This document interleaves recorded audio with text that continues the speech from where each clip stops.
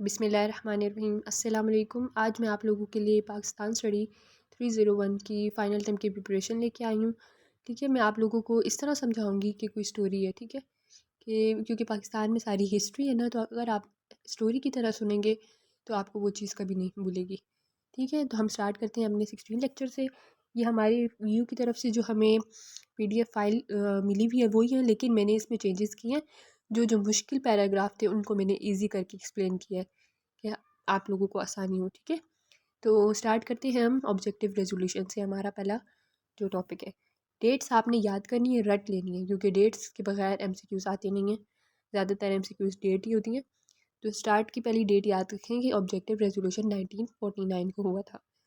ठीक है, objective resolution Pakistan का पहला कॉन्स्टिट्यूशन डॉक्यूमेंट है जिसने कॉन्स्टिट्यूशन की डेवलपमेंट की पाकिस्तान में।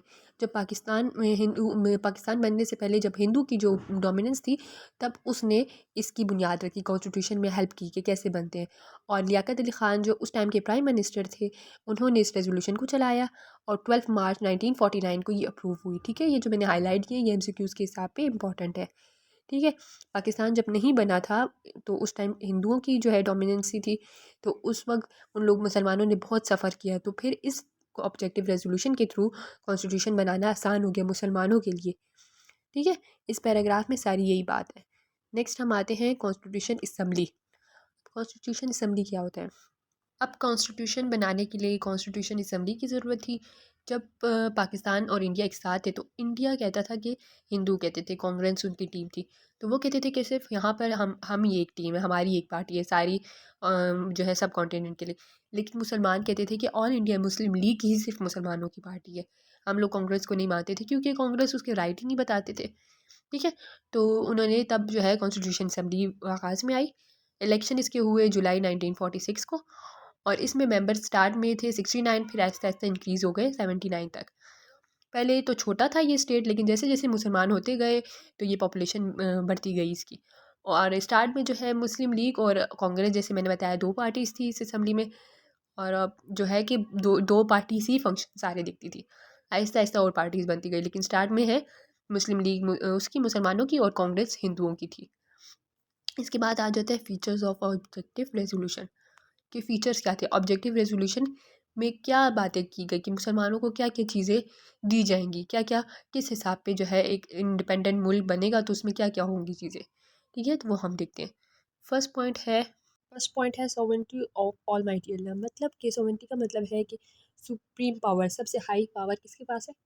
अल्लाह के पास है। हाईएस्ट पावर बिलोंग किसको करती है? अल्लाह को, सिर्फ अकेले अल्लाह को।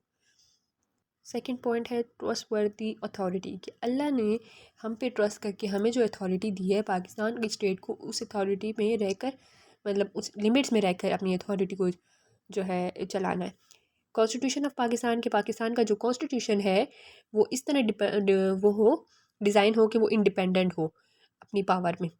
गवर्नमेंट बाय पीपल, की जितनी गवर्नमेंट जो बनेगी वो प्रेसिडेंट प्राइम मिनिस्टर जो है वो पीपल, पाकिस्तान की जो है पीपल सेलेक्ट करेंगे through election. Principle of democracy में यह आता है कि फ्रीडम, इक्वालिटी, टॉलरेंस और सोशल जस्टिस पाकिस्तान जैसे इस्लाम हमें टीच करता है उसके हिसाब पे हों। इस्लामिक वे ऑफ लाइफ के मतलब इस्लाम के हिसाब पे लाइफ चले। Religions and freedom of for minority, के फ्रीडम हो, मिनॉरिटीज़ छोटी जो तबके होते हैं उनको फ्रीडम दी जाए और प्रोटेक्शन दी जाए मिनॉरिटीज़ को। और मिनॉरिटीज़ में जैसे डिफरेंट हमारे पास वो आ जाती हैं, शीए सुन्नी इस तरह के आ जाते हैं ना, उनको प्रोटेक्शन दी जाए उनके हिसाब पे। 9 पॉइंट में आते हैं फेडरेशन एंड ऑटोनोमियस यूनिट, मतलब कि फेडरेशन जो पाकिस्तान में डिफरेंट पार्टीज होती हैं वो मिल के काम करती हैं, तो वो इंडिपेंडेंटली काम करेंगी। और कंट्री का जो कंट्रोल है और लैंड उसको प्रोटेक्शन दी जाएगी गारंटी। 10th पॉइंट में आता है पॉस्पेरिटी एंड इंटरनेशनल कंट्रीब्यूशन, मतलब पॉस्पेरिटी का मतलब कि सक्सेसफुल हों। कॉन्स्टिट्यूशन क्या चाहता है कि पाकिस्तान के जो लोग हैं वो सक्सेसफुल हों, इनकरेज करता है कंट्री को कि वो पीस फैलाएं पूरे मुल्क में, पूरी दुनिया में।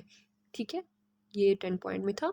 नेक्स्ट आता है explanation and importance objective resolution की। मैंने आप लोगों के लिए सिंपल करके लिखी है। Explanation and importance objective resolution की एक्सप्लेनेशन को मैंने आप लोगों के लिए सिंपल करके यहाँ एक्सप्लेन किया है कि रेजोल्यूशन क्या स्टेट करती है कि गॉड अथॉरिटी, जो अल्लाह की अथॉरिटी है, वो मेन गाइडेंस है। ठीक है, पॉलिसी जो है इसमें मेन जो किरदार है वो अल्लाह की अथॉरिटी है। मतलब हम अपने आप को ये ना समझे कि यह पावर हमारी है। वेस्टर्न लोग क्या समझते हैं कि जितनी भी पावर है वो कहाँ से आई है, वो लोगों की अपनी पावर है।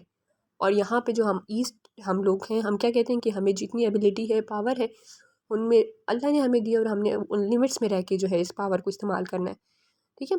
और रिप्रेजेंटेटिव जो सेलेक्ट करते हैं, पाकिस्तान के रिप्रेजेंटेटिव मतलब जो प्राइम मिनिस्टर है और प्रेसिडेंट है, ये सेलेक्ट कौन करता है, पाकिस्तान के लोग सेलेक्ट करेंगे। और जो सेलेक्ट किए गए लोग होंगे वो अपनी लिमिट्स में रह के, मतलब फ्रीडम्स और सिक्योरिटी इन सब को देख कर मुल्क को चलाएंगे, इस्लाम की प्रिंसिपल को देख कर। और जो छोटी मिनॉरिटीज़ होती हैं उनको उनके इक्वल राइट दिए जाएंगे, उनको प्रोटेक्शन दी जाएगी। जैसे डिफरेंट जो पाकिस्तान में लोग हैं मतलब रहते हैं, तो हिंदू भी हैं और भी है, वो अपनी इबादत भी कर सकते हैं, उनको फुल राइट्स हैं अपने रिलीजन के हिसाब पे चलने पे। नेक्स्ट जो आता है ऑब्जेक्टिव बाय नॉन मुस्लिम, इसमें यह है कि नॉन मुस्लिम को जो ऑब्जेक्टिव था वो ये समझते थे कि गवर्नमेंट क्या कर रही है, मिक्स कर देगी, वो ट्राई कर रही है कि वो रिलीजन और पॉलिटिक्स को मिक्स कर दे। तो इससे ये होगा कि वो इनइक्वालिटी पैदा हो जाएगी।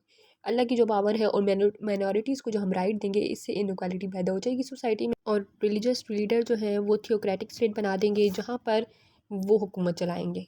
थियोक्रेटिक स्टेट वो होती है जहाँ पर रिलीजियस लीडर हुकूमत को वो करते हैं। इंपॉर्टेंस में हमारे पास आता है कि पाकिस्तान की हिस्ट्री में ये इंपॉर्टेंट डॉक्यूमेंट था, ऑब्जेक्टिव रेजोल्यूशन, जिसने गोल पूरा किया मुसलमानों की ज़िंदगियों का। और मुस्लिम लीग जो थी उसमें जरा मॉडर्न लोग भी थे, मॉडर्न लीडर्स थे।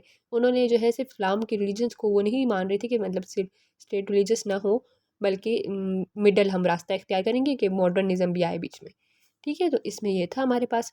लेक्चर ख़त्म होता है। नेक्स्ट हम आते हैं 17 लेक्चर की तरफ। इस लेक्चर में हम जो है कॉन्स्टिट्यूशनल इश्यूज़ के बारे में पढ़ेंगे। उससे पहले हम थोड़ा कॉन्स्टिट्यूशन के बारे में समझ लेते हैं। तो कॉन्स्टिट्यूशन क्या होता है, बेसिक प्रिंसिपल होता है। किसी लीगल अथॉरिटी या पॉलिटिकल पावर जो होती है ना, उसकी जो बेसिक प्रिंसिपल होते हैं उसको कॉन्स्टिट्यूशन कहते हैं, ठीक है। और स्कोप क्या है इसका, क्योंकि क्या चीज़ बताता है, ये रिलेशनशिप बताता है गवर्नमेंट के अंदर, सोसाइटी के अंदर जो इंस्टीट्यूशन होते हैं ना, उसका रिलेशनशिप बताता है। और इंडियन एक्ट के थ्रू जो है ना, पाकिस्तान एक नई जो रियासत है ना, स्टेट, वो आई बनी गवर्नमेंट। इंडियन एक्ट हम आगे पढ़ेंगे उसमें, उसके बारे में। तो उसमें जो हमारे पास इलेक्टेड मेंबर थे ना, फर्स्ट जो इलेक्शन हुआ था ना 1946 में, उसके जो फर्स्ट मेंबर थे उन्होंने फर्स्ट कॉन्स्टिट्यूशन असेंबली बनाई थी, जिसने बहुत सी ग्रेवियस सर्कमस्टांसेस, मतलब उन्होंने बहुत क्रिटिकल सिचुएशन, आज के जो इश्यूज़ पढ़ेंगे ना, ये सारे इश्यूज़ उन्होंने फेस किए। तो हम देखते हैं पहले कि हमारे पास मेजर इश्यूज़ क्या है। फर्स्ट 6 मेजर इश्यूज़ जो हमारे पास आते हैं, उसमें आते हैं फेडरलिज्म, रिप्रेजेंटेशन, सेपरेट और joint electors, the national language, parliament और प्रेजेंटी सिस्टम, इस्लामिक और सेकुलर स्टेट। अब ये जो 6 हमारे पास पॉइंट आते हैं, ये सारे मेजर इश्यूज़ हैं, ठीक है, जो कॉन्स्टिट्यूशन असम्बली ने फेस किए। इलेक्शन जो हुए थे ना पाकिस्तान बनने से 1 साल पहले, 1946 में, 1947 में पाकिस्तान बन गया था, तो 1946 के जो इलेक्शन हुए फर्स्ट कॉन्स्टिट्यूशन असम्बली, उनको ये सारे इश्यूज़ आए कि मतलब उन्होंने कहा कि हमें, मतलब हम अब बना रहे हैं असम्बली, बना ली, अब हमने जो काम करने हैं उसमें हम कौन कौन सी चीज़ों को वो करेंगे, रिप्रेजेंटेशन कैसे करेंगे, सेपरेट इलेक्शन हो या जॉइंट इलेक्शन हो, इलेक्टर्स मतलब इलेक्शन लेने वक्त हम जॉइन करें या सेपरेट करें, फेडरलिज्म हो या पार्लियामेंट सिस्टम हो, ये सारी प्रेसिडेंशियल सिस्टम, ये सारी जो है ना उनको प्रॉब्लम्स आ रही थी। तो आगे हम एक प्रॉब्लम को देखते हैं कि क्या क्या प्रॉब्लम्स थी, ठीक है, डिटेल में समझते हैं। अब फेडरलिज्म में हमारे पास, फेडरलिज्म क्या होता है, फेडरलिज्म वो सिस्टम होता है जिसमें गवर्नमेंट जो है ना पावर डिवाइड कर देती है, सेंट्रल अथॉरिटी को कुछ देती है, कुछ जो है स्टेट को देती है, कुछ रिलीजन्स को, मतलब बड़े बड़े जो होते हैं ना उनको, उनमें पावर डिवाइड कर देती है। अब मेन इशू क्या था कि पाकिस्तान की जोग्राफिकल रीजन जो था ना, एक ईस्ट पाकिस्तान था और एक वेस्ट पाकिस्तान था। ईस्ट पाकिस्तान में जो है लार्ज पॉपुलेशन थी, पॉपुलेशन ज़्यादा थी, और उसको एक एडमिनिस्ट्रेटर का यूनिट दिया गया था। जबकि वेस्ट पाकिस्तान जो है, ये NWP, बलूचिस्तान, पंजाब, ये सारा वेस्ट साइड है ना, तो इसमें 4 प्रोविंस थे और हर को, मतलब सबको एक एक यूनिट दिया हुआ था। तो ये इशू था कि कैसे पावर डिवाइड हो, तो इसलिए फेडरलिज्म को ये बेस्ट वे समझते थे, समझा था कि मतलब इसकी वजह से डाइवर्सिटी आसान हो जाएगी, उसको करना, डिवाइड करना हमारे लिए आसान हो जाएगा, ठीक है। अब डिवीजन ऑफ पावर आता है कि पावर कैसे डिवाइड हो। 2 पार्ट है, ईस्ट और वेस्ट। उसमें हम सेंटर एंड प्रोविंस, प्रोविंस मतलब ये जो NWP है ना और पंजाब, ये 4 प्रोविंस हैं और एक सेंटर, बड़ा जो सेंटर है, उनमें डिवीजन कैसे करें पावर की। तो ब्रिटिश की तरफ से ये जो रूल आता गया है के स्ट्रॉन्ग सेंटर होना चाहिए। लेकिन प्रोविंस क्या थे, वो कह रहे थे कि हमें भी अथॉरिटी दी जाए, ऑटोनॉमियस एंड प्रोविजनल राइट्स हमारे दिए जाए हमें पूरे। तो ये इंटरिम कॉन्स्टिट्यूशन और 1956 की जो फिर कॉन्स्टिट्यूशन थी ना, इससे ये ट्रेडिशनल पर आगे चलता रहा। अब रिप्रेजेंटेशन का ये मसला आ रहा था कि फेडरल लेवल में यही था ना कि पावर डिवाइड हो जाए। तो पावर कैसे डिवाइड वो करे? ईस्ट पाकिस्तान और वेस्ट पाकिस्तान दोनों जो है पॉपुलेशन के लिहाज से डिफरेंट है। वेस्टर्न पार्ट जो है उसकी डाइवर्सिटी भी डिफरेंट है, मतलब उसमें वैरायटी बहुत है। NWFP अलग और पंजाब सिंध बलूचिस्तान अलग अलग वैराइटीज़ हैं। और फिर वो सेंसिटिव थे अपनी रिप्रेजेंटेशन को भी लेके कि मतलब हमें भी रिप्रेजेंट किया जाए, हम अलग अलग हैं तो हमें अब हमारी रिप्रेजेंटेशन दी जाए। तो इस चीज़ को सॉल्व करने के लिए एक कमेटी बिठाई गई जिसको कहते हैं बेसिक प्रिंसिपल कमेटी। MCQs के लिहाज भी आ सकते हैं, ठीक है, जो कि 12 मार्च 1949 को बैठी गई।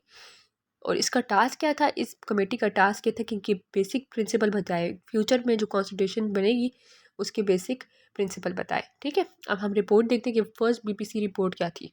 अब फर्स्ट BPC रिपोर्ट जो है 1 साल बाद दी गई, ठीक है। 1949 में रिपोर्ट कमेटी बैठी गई और 1950 में जो है रिपोर्ट दी गई। सितंबर 28 को डेट ये याद रखनी है आप लोगों ने। अब इस रिपोर्ट के अकॉर्डिंग 2 हाउसेज जो है पार्लियामेंट को दिए जाएंगे, एक अपर हाउस और एक लोअर हाउस। लोअर हाउस जो है वो पॉपुलेशन के हिसाब पे होगा, छोटा है ना तो याद रखनी पॉपुलेशन के हिसाब पे। मतलब पॉपुलेशन तो आप कहेंगे ज़्यादा है तो ये लोअर क्यों है, तो अपर हाउस में मतलब हमारे पास प्रोविंस आ जाते हैं रिप्रेजेंटेशन के हिसाब पे। अब प्रोविंस तो बड़े ज़्यादा होते हैं ना, यही देखिए पॉपुलेशन के अंदर प्रोविंस के अंदर पॉपुलेशन है ना, तो बड़ी होगी प्रोविंस हो गए। और हमारे पास प्रोविंस कितने आते हैं? 4 प्रोविंस वेस्ट की, वेस्ट पंजाब सिंध बलूचिस्तान और NWFP। और ईस्ट में क्या था? बांग्लादेश, जो कि पूरा एक ही एरिया बड़ा था, पॉपुलेशन भी ज़्यादा थी उसकी। तो पॉपुलेशन वाला याद रखें कि वो लोअर हाउस है। और फिर जो पॉपुलेशन किस में आती है? प्रोविंस में आती है ना, तो प्रोविंस बड़े हो गए तो वो क्या हो गया? अपर हाउस में आ गया। दोनों हाउसेस को इक्वल पावर दी जाएगी और इसमें कोई लैंग्वेज का जिक्र नहीं था कि बंगाली हो या उर्दू हो नेशनल लैंग्वेज। और ये अपोज किसने की? लियाकत अली खान ने की। सेकेंड BPC रिपोर्ट अब 2 साल बाद हुई है। 1950 में फर्स्ट हुई थी और 2 साल सेकेंड है, तो याद रखें कि 1952 में हुई, 2 साल बाद हुई, 22 दिसंबर 1952 में हुई। और इसमें भी वही सारी चीज़ें थी जो फर्स्ट वाली में थी रिपोर्ट में, कि दोनों हाउसेस को इक्वल रिप्रेजेंटेशन दी जाएगी, पावर दी जाएगी और ईस्ट और वेस्ट को इक्वल रिप्रेजेंटेशन दी जाएगी। नेक्स्ट अब मोहम्मद अली भुगर फार्मूला। अब जब मोहम्मद अली भुगर प्राइम मिनिस्टर बने तो उन्होंने कहा कि अब इन कॉन्स्टिट्यूशन जो बनाने में जो इश्यूज़ आ रहे हैं इनको रिजॉल्व करते हैं। तो उन्होंने क्या किया कि उन्होंने इक्वल रिप्रेजेंटेशन दी अपर और लोअर को, और जो है एक को पॉपुलेशन के हिसाब पे और एक को जो अपर वाले को रिप्रेजेंटेशन के हिसाब पे। अब इस चीज़ को आप लोग ऐसे समझें कि ईस्ट है, ईस्ट बंगाल है, ये याद रखें कि ईस्ट साइड क्या थी? बंगाल थी। और वेस्ट साइड पे ये 4 प्रोविंस थे, NWFP और जो है पंजाब सिंध बलूचिस्तान, ये 4 थे, ठीक है। अब वेस्ट साइड पे जो है 4 यूनिट्स हो गए और ईस्ट साइड पे एक ही यूनिट हो गया ईस्ट पाकिस्तान का। लेकिन ईस्ट बंगाल का तो ईस्ट बंगाल पॉपुलेशन के हिसाब पे भी बड़ा था, तो लोअर पार्ट में पॉपुलेशन के हिसाब पे किसको मिल गया? ईस्ट को मिल गया। अब इशू ये था कि वेस्ट साइड को क्यों 4 यूनिट दिए गए? ईस्ट को 1 मिला और वेस्ट को 4 मिले, तो फिर 1 यूनिट वेस्ट पाकिस्तान बना 14 अक्टूबर में इस्टेब्लिश हुआ, जिसमें इन 4 प्रोविंस को एक यूनिट दिया कि पाकिस्तान कंट्री के दो पार्ट हैं, ईस्ट और वेस्ट, 2 यूनिट हो गए अब। और इसके रिएक्शन में क्या था कि लैंग्वेज का इशू जो था उसको भी सजेशन दी गई कि उर्दू और बंगाली 2 जो है नेशनल लैंग्वेज हो। इस सारे में यही था, आप लोग रीड कर लेना। नेक्स्ट आते हैं सेपरेट और जॉइंट इलेक्टर्स। अब जब पाकिस्तान नहीं बना था, ब्रिटिश की हुकूमत थी, तो 1909 में पाकिस्तान मुसलमान जो थे वो सेपरेट इलेक्टर्स को ही प्रेफर करते थे, ये मतलब सेपरेट इलेक्शन हो कि हमारे हर नुमाइंदे को पार्टिसिपेट करने का मौका मिले। लेकिन पाकिस्तान की इंडिपेंडेंस के बाद ईस्ट वाले कहते थे वो जॉइंट इलेक्टर्स हो और वेस्ट कहते थे सेपरेट, क्योंकि वेस्ट में 4 प्रोविंस थे ना, तो वो चाहते थे कि हमारे हर प्रोविंस के नुमाइंदे को मौका मिले। और लेकिन 1957 में फिर नेशनल असम्बली ने जॉइंट इलेक्शंस को जो है प्रेफरेंस दी। नेक्स्ट आते हैं नेशनल लैंग्वेज के इशू की तरफ। इंडिपेंडेंस से पहले तो उर्दू को ही नेशनल लैंग्वेज माना जाता था, जिन्ना ने ये डिक्लेयर किया था कि नेशनल लैंग्वेज जो है उर्दू है। लेकिन जब पाकिस्तान बन गया, ईस्ट और वेस्ट पार्ट आ गया, तो ईस्ट पार्ट जो था बांग्लादेश का, वो कहते थे कि क्यों उर्दू को, क्यों वो उसके अगेंस्ट थे कि उर्दू नेशनल लैंग्वेज ना हो, हमारी लैंग्वेज हो, हमारी पॉपुलेशन ज़्यादा है। तो इस पे फिर उन्होंने लैंग्वेज मार्च मूवमेंट स्टार्ट किया, प्रोटेस्ट किए अगेंस्ट लैंग्वेज के। और फिर जो है ये भी कहते रहे कि फेडरल गवर्नमेंट नहीं चाहती कि हमारी लैंग्वेज हो। तो फिर 2 लैंग्वेज फार्मूला अडॉप्ट हुआ इस पे, जिस पर यही कहा गया कि उर्दू और बंगाली दोनों लैंग्वेज ऑफिस में यूज़ होंगी। लेकिन फिर 1973 में उर्दू को डिक्लेयर किया गया कि नेशनल लैंग्वेज उर्दू है। क्योंकि फिर जो है बांग्लादेश का भी सेपरेशन हो गई, उसको जो है पाकिस्तान से अलग कर दिया इंडिया की साजिशों की वजह से, वो अलग हो गया पाकिस्तान से, अलग सेपरेट मुल्क बन गया। तो फिर जो है उर्दू को ही डिक्लेयर किया नेशनल लैंग्वेज। नेक्स्ट आता है हमारे पास पार्लियामेंट्री और प्रेसिडेंशियल सिस्टम। अब नाम से ही समझ आता है कि प्रेसिडेंशियल सिस्टम में प्रेसिडेंट होगा हेड, और इसका ऑपोजिट पार्लियामेंट में होगा। पार्लियामेंट में प्राइम मिनिस्टर होगा हेड गवर्नमेंट का भी, और जो है डिसीजन भी वही लेगा। पार्लियामेंट में डिसीजन कौन लेगा? प्राइम मिनिस्टर होगा रिस्पॉन्सिबल, और प्रेसिडेंशियल में प्रेसिडेंट होगा।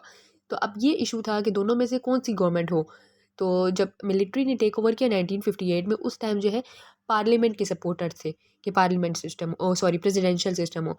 फिर 1962 में कॉन्स्टिट्यूशन वॉज प्रेसिडेंशियल कॉन्स्टिट्यूशन, मतलब फिर प्रेसिडेंशियल को ही वो कर दिया, पार्लियामेंट वो हो गया, डिसमिस हो गया। नेक्स्ट है हमारे पास इस्लामिक और सेकुलर स्टेट। सेकुलर स्टेट वो होती है जिसमें न्यूट्रल होती है गवर्नमेंट, ना रिलीजियस होती है बहुत और ना मॉडर्न होती है, ठीक है। तो अब जो पाकिस्तान था तो वो तो सारे कहते थे कि इस्लामिक हो, इस्लाम के हिसाब पे चले, लेकिन कुछ मेंबर्स जो थे कॉन्स्टिट्यूशन असेंबली के वो कांग्रेस से आए थे। तो कांग्रेस वाले तो ज़रा मॉडर्न थे ना, तो वो सेकुलरिस्ट थे। वो कहते थे कि नॉर्मल न्यूट्रल रहे गवर्नमेंट, बहुत इस्लामिक हुई तो फिर जो है इक्वल वो नहीं मिलेगा, और मॉडर्न भी नहीं हो तो बीच का रास्ता हो। तो इसलिए क्या था, बोर्ड एग्रीमेंट हुआ, उसमें फिर आइडेंटिफाई किया कि इस्लाम के हिसाब पे होना चाहिए, ठीक है।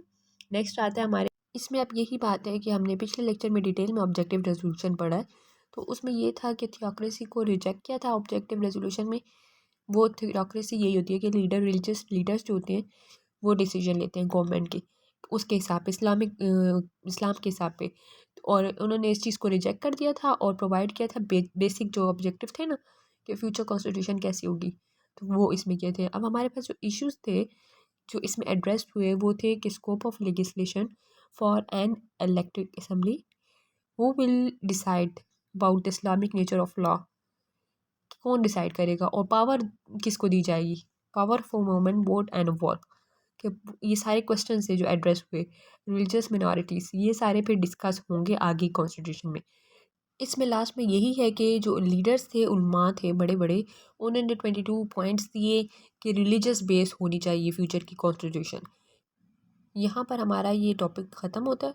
अब नेक्स्ट टॉपिक हम आते हैं लेक्चर नंबर 18 की तरफ। अब कॉन्स्टिट्यूशन मेकिंग, अब पहले हमने पढ़ा था कि कॉन्स्टिट्यूशन में इश्यूज़ क्या थे। अब हम कॉन्स्टिट्यूशन मेकिंग पढ़ते हैं कि कैसे बने कॉन्स्टिट्यूशन, ठीक है। अब कॉन्स्टिट्यूशन मेकिंग में तो पहले थोड़ा सा वही पढ़ेंगे कि कॉन्स्टिट्यूशन क्या होता है। एसेंशियल डॉक्यूमेंट है जो हैंडल करता है अफेयर्स को, मुल्क के अंदर जो होने वाले अफेयर्स होते हैं, पावर्स, उन सारी चीज़ों को वो करता है। इसने क्या इस्टेब्लिश करता है, एक फ्रेमवर्क इस्टेब्लिश करता है गवर्नमेंट की, जो रिलेशन बताता है डिफरेंट रिलीजन्स और स्टेट का, कंट्री के अंदर जो स्टेट्स हैं और रिलीजन्स है ना उनका रिलेशन बताता है, ठीक है। अब जब पाकिस्तान बनने वाला था तो हमें एक कॉन्स्टिट्यूशन चाहिए थी, मतलब एक असम्बली चाहिए थी, तो उसके लिए हमने इंटरिम कॉन्स्टिट्यूशन बनाई, ठीक है। जिसको टास्क दिया गया उस असम्बली को, उस कॉन्स्टिट्यूशन इंटरिम कॉन्स्टिट्यूशन को, कॉन्स्टिट्यूशन जो असम्बली थी उसको टास्क दिया गया कि वो एक न्यू कॉन्स्टिट्यूशन बनाए, ठीक है। तो मतलब 14 अगस्त को पाकिस्तान बना और 11 अगस्त को ये जो है कॉन्स्टिट्यूशन बनी, ठीक है। कि ये न्यू कॉन्स्टिट्यूशन बनाएगी, जब पाकिस्तान बन जाएगा तो न्यू कॉन्स्टिट्यूशन हमें चाहिए होगी उसके पहले। अच्छा, फिर हमारे पास क्या, अब इसका प्रोसेस क्या होता है। तो प्रोसेस ऑफ कॉन्स्टिट्यूशन मेकिंग कहाँ से स्टार्ट हुआ, ऑब्जेक्टिव रेजोल्यूशन से स्टार्ट हुआ है। उस डॉक्यूमेंट ने ही बुनियाद रखी थी ना कॉन्स्टिट्यूशन की, तो ये वहाँ से स्टार्ट हुआ जिसने अडॉप्ट किया इस्लाम को। मतलब पाकिस्तान बन रहा ही इसलिए था कि हमें अलहदा मुल्क चाहिए, राइट चाहिए, हमें अपनी सारी जस्टिस चाहिए, इक्वल राइट सब कुछ चाहिए, तो पाकिस्तान इस्लाम की बेस थी ना। तो ये ऑब्जेक्टिव रेजोल्यूशन कहाँ से अडॉप्ट हुआ, इस्लाम की वजह से, जिसने अडॉप्ट किया इस्लामिक एंड डेमोक्रेटिक वैल्यूज़, ठीक है। फॉर फ्यूचर कॉन्स्टिट्यूशन के लिए ये सारी चीज़ें अडॉप्ट की गई। अच्छा, इसके लिए बनाई गई बेसिक प्रिंसिपल कमेटी जो पीछे हम पढ़ चुके हैं, जिसमें 24 मेंबर्स थे, ये याद रखना 24 मेंबर्स थे इस कमेटी के, ठीक है। और छोटी छोटी सब कमेटियाँ भी बनाई गई कि वो जो है इश्यूज़, जो फेडरल इश्यूज़, प्रोविंस की पावर की जो पीछे हमने इशू सारे पढ़े ना, उनको रिजॉल्व करने के लिए फिर ये जो है छोटी छोटी कमेटियाँ बनाई गई, ठीक है। और रिलीजियस मैटर पे डिस्कशन के लिए तालीमात इस्लामिया बनाई गई, ठीक है। नेक्स्ट हमारे पास आता है फर्स्ट पीपीसी रिपोर्ट 1950। ये हम पीछे पढ़ चुके हैं इश्यूज़ में, कॉन्स्टिट्यूशन के इश्यूज़ में जो रिप्रेजेंटेशन का इशू था उसमें हमने ये पढ़ा था कि फ़र्स्ट बीपीसी रिपोर्ट में हमें अपर पार्लियामेंट मतलब था कि ईस्ट बंगाल और वेस्ट बंगाल की रिप्रेजेंटेशन, वो सारा जो हमने पढ़ा है इसमें वही सारी चीज़ें डिस्कस हुई हैं। ठीक है, कि objective resolution to be included for the constitution as direct principle. Legislation वाला वही है, 2 हाउसेस पार्लियामेंट के होंगे, अपर हाउस जो है इक्वल रिप्रेजेंटेशन होगा और लोअर हाउस पीपल के हिसाब पे होगा। ठीक है, both houses enjoy equal power. वही बात है सारी। Head of the state elected by joint session, 5 years उसका होगा। जैसे हमने पीछे पढ़ा था ना, इलेक्शंस में थे कि जॉइंट हो या सेपरेट हो, तो ये बात मैंने आपको बताई थी कि आखिर में जॉइंट इलेक्शन जो है प्रेफर की गई। तो वही बात इधर है कि जॉइंट इलेक्शन हुए जो 5 साल की हुकूमत करेंगे। और प्रेसिडेंट का ये है कि उसके पास सारी अथॉरिटी है इमरजेंसी के केस में, और अपॉइंटमेंट वही लेगा, और वो जो है किसी और को आंसरेबल नहीं है, किसी को जवाब दे नहीं है। ठीक है, मुसलमान हो या हिंदू हो ये भी मैटर नहीं करेगा इसमें। और ये जो है कैबिनेट को जो है जवाब देगा, मतलब कॉन्स्टिट्यूशन असम्बली को जवाब दे होगा प्रेसिडेंट। कैबिनेट जो है वो रिस्पॉन्सिबल किसके लिए होगा, दोनों हाउसेस के लिए, अपर और लोअर हाउस है ना उनके लिए रिस्पॉन्सिबल होगा। ठीक है, और लैंग्वेज का कोई इशू इसमें फिर इस रिपोर्ट में लैंग्वेज का नहीं था, ये पीछे हम पढ़ चुके हैं। नेक्स्ट हम इसकी क्रिटिसिज्म देखते हैं कि क्या है। क्रिटिसिज्म में यही आता है कि अभी जैसे हमने पहले भी रिपोर्ट में पढ़ा था कि उन्होंने पावर इक्वल दी हुई थी ईस्ट और वेस्ट को, लेकिन इसमें यही बात आती है कि एक तो पहले ये बात कि इन्होंने कहा कि हिंदू हो या मुसलमान हो मैटर नहीं करता प्रेसिडेंट का, तो ये जो है इस्लाम के ख़िलाफ़ थी बात इस रिपोर्ट में। दूसरी ये थी कि इक्वल रिप्रेजेंटेशन दी थी ईस्ट और वेस्ट की, जबकि ईस्ट की पॉपुलेशन ज़्यादा थी वेस्ट के हिसाब पे। तो इसमें ये भी क्रिटिसाइज आ गया कि मतलब दोनों को क्यों रिप्रेजेंटेशन इक्वल दी गई है। तो इस इशू को भी इसमें रिजॉल्व करना था। और जो लैंग्वेज का इशू था वो भी इसमें ही था कि मतलब लैंग्वेज को भी कोई भी इस पे नहीं बात हुई इस रिपोर्ट में।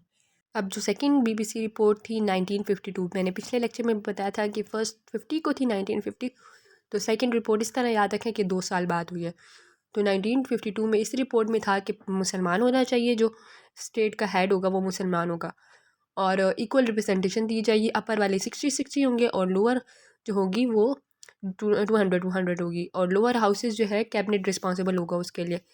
ठीक है, और जो है लॉ मेकिंग जो है ना वो इस्लाम के ऊपर ही होगा सारा, क्योंकि पिछले रिपोर्ट में कोई भी इस्लाम के ऊपर नहीं था, तो इस वाली रिपोर्ट में कहा कि सारे प्रिंसिपल इस्लाम के ऊपर बनेंगे।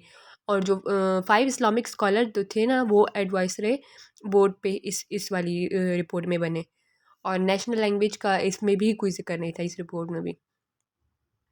नेक्स्ट हम आते हैं अब इसके क्रिटिसिज्म पे। इस रिपोर्ट ने जो है डायरेक्ट प्रपोज कर लिया था अपर पार्ट करना, रिप्रेजेंटेशन दे दी कि अपर पार्ट में ऊपर, जैसे हमने फर्स्ट रिपोर्ट में पढ़ा था, मतलब इसी रिपोर्ट में ना ये रिपोर्ट ने क्या क्या दिया था कि 60-60 अपर पार्ट में होंगे और लोअर पार्ट में 200-200। तो ये इस बात पे क्रिटिसाइज़ किया था कि अपर पार्ट की रिप्रेजेंटेशन क्यों कम है, जबकि हमारे पास 4 यूनिट है प्रोविंस के।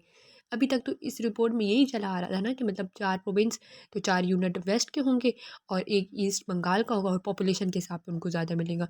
तो इसलिए वो लोग कह रहे थे कि पॉपुलेशन के हिसाब पे भी उनको 200 ज़्यादा मिल रहे हैं और हमें इस हिसाब पे भी कम है। तो इस पे इन लोगों ने, पंजाब ने क्रिटिसाइज़ किया था, मतलब वेस्ट पार्ट में वेस्ट पार्ट ने क्रिटिसाइज़ किया था कि नहीं, ये रिपोर्ट डिसअप्रूव करें कि इसमें तो हमें रिप्रेजेंटेशन कम मिल रही है। तो इसी चीज़ को ज़रा वो करने के लिए, डिले करने के लिए इन्होंने बीच में ये कर दिया, प्राइम मिनिस्टर को उसकी जॉब से हटा दी, पोजीशन से। नवाजुद्दीन प्राइम मिनिस्टर थे इस टाइम, तो इनको इनकी जॉब से हटा दिया कि चलो ये सब ज़रा डिस्ट्रैक्ट हो जाए उस अपर पार्ट के इशू से, अपर हाउस के इशू से, और प्राइम मिनिस्टर के इशू में लग जाए। तो इस शिफ्ट ने ना टेंशन जो है डाइवर्ट कर दी। तो बस ओवरऑल इसमें यही था, इसको हाईलाइट किया कि डिसएग्री किया है इसमें अपर हाउस की जो रिप्रेजेंटेशन है ना, इसको डिसएग्री किया गया था।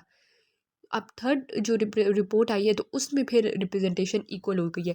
तो वो रिपोर्ट हम देखते हैं कि क्या इस प्रपोजल में जो है ना, अपर पार्ट को इक्वल 5 रिप्रेजेंटेशन दी, मतलब 5 यूनिट, 4 जो हैं वेस्ट के और 1 ईस्ट का, और लोअर हाउस में रिप्रेजेंटेशन ईस्ट को ज़्यादा मिली क्योंकि पॉपुलेशन ज़्यादा थी ना।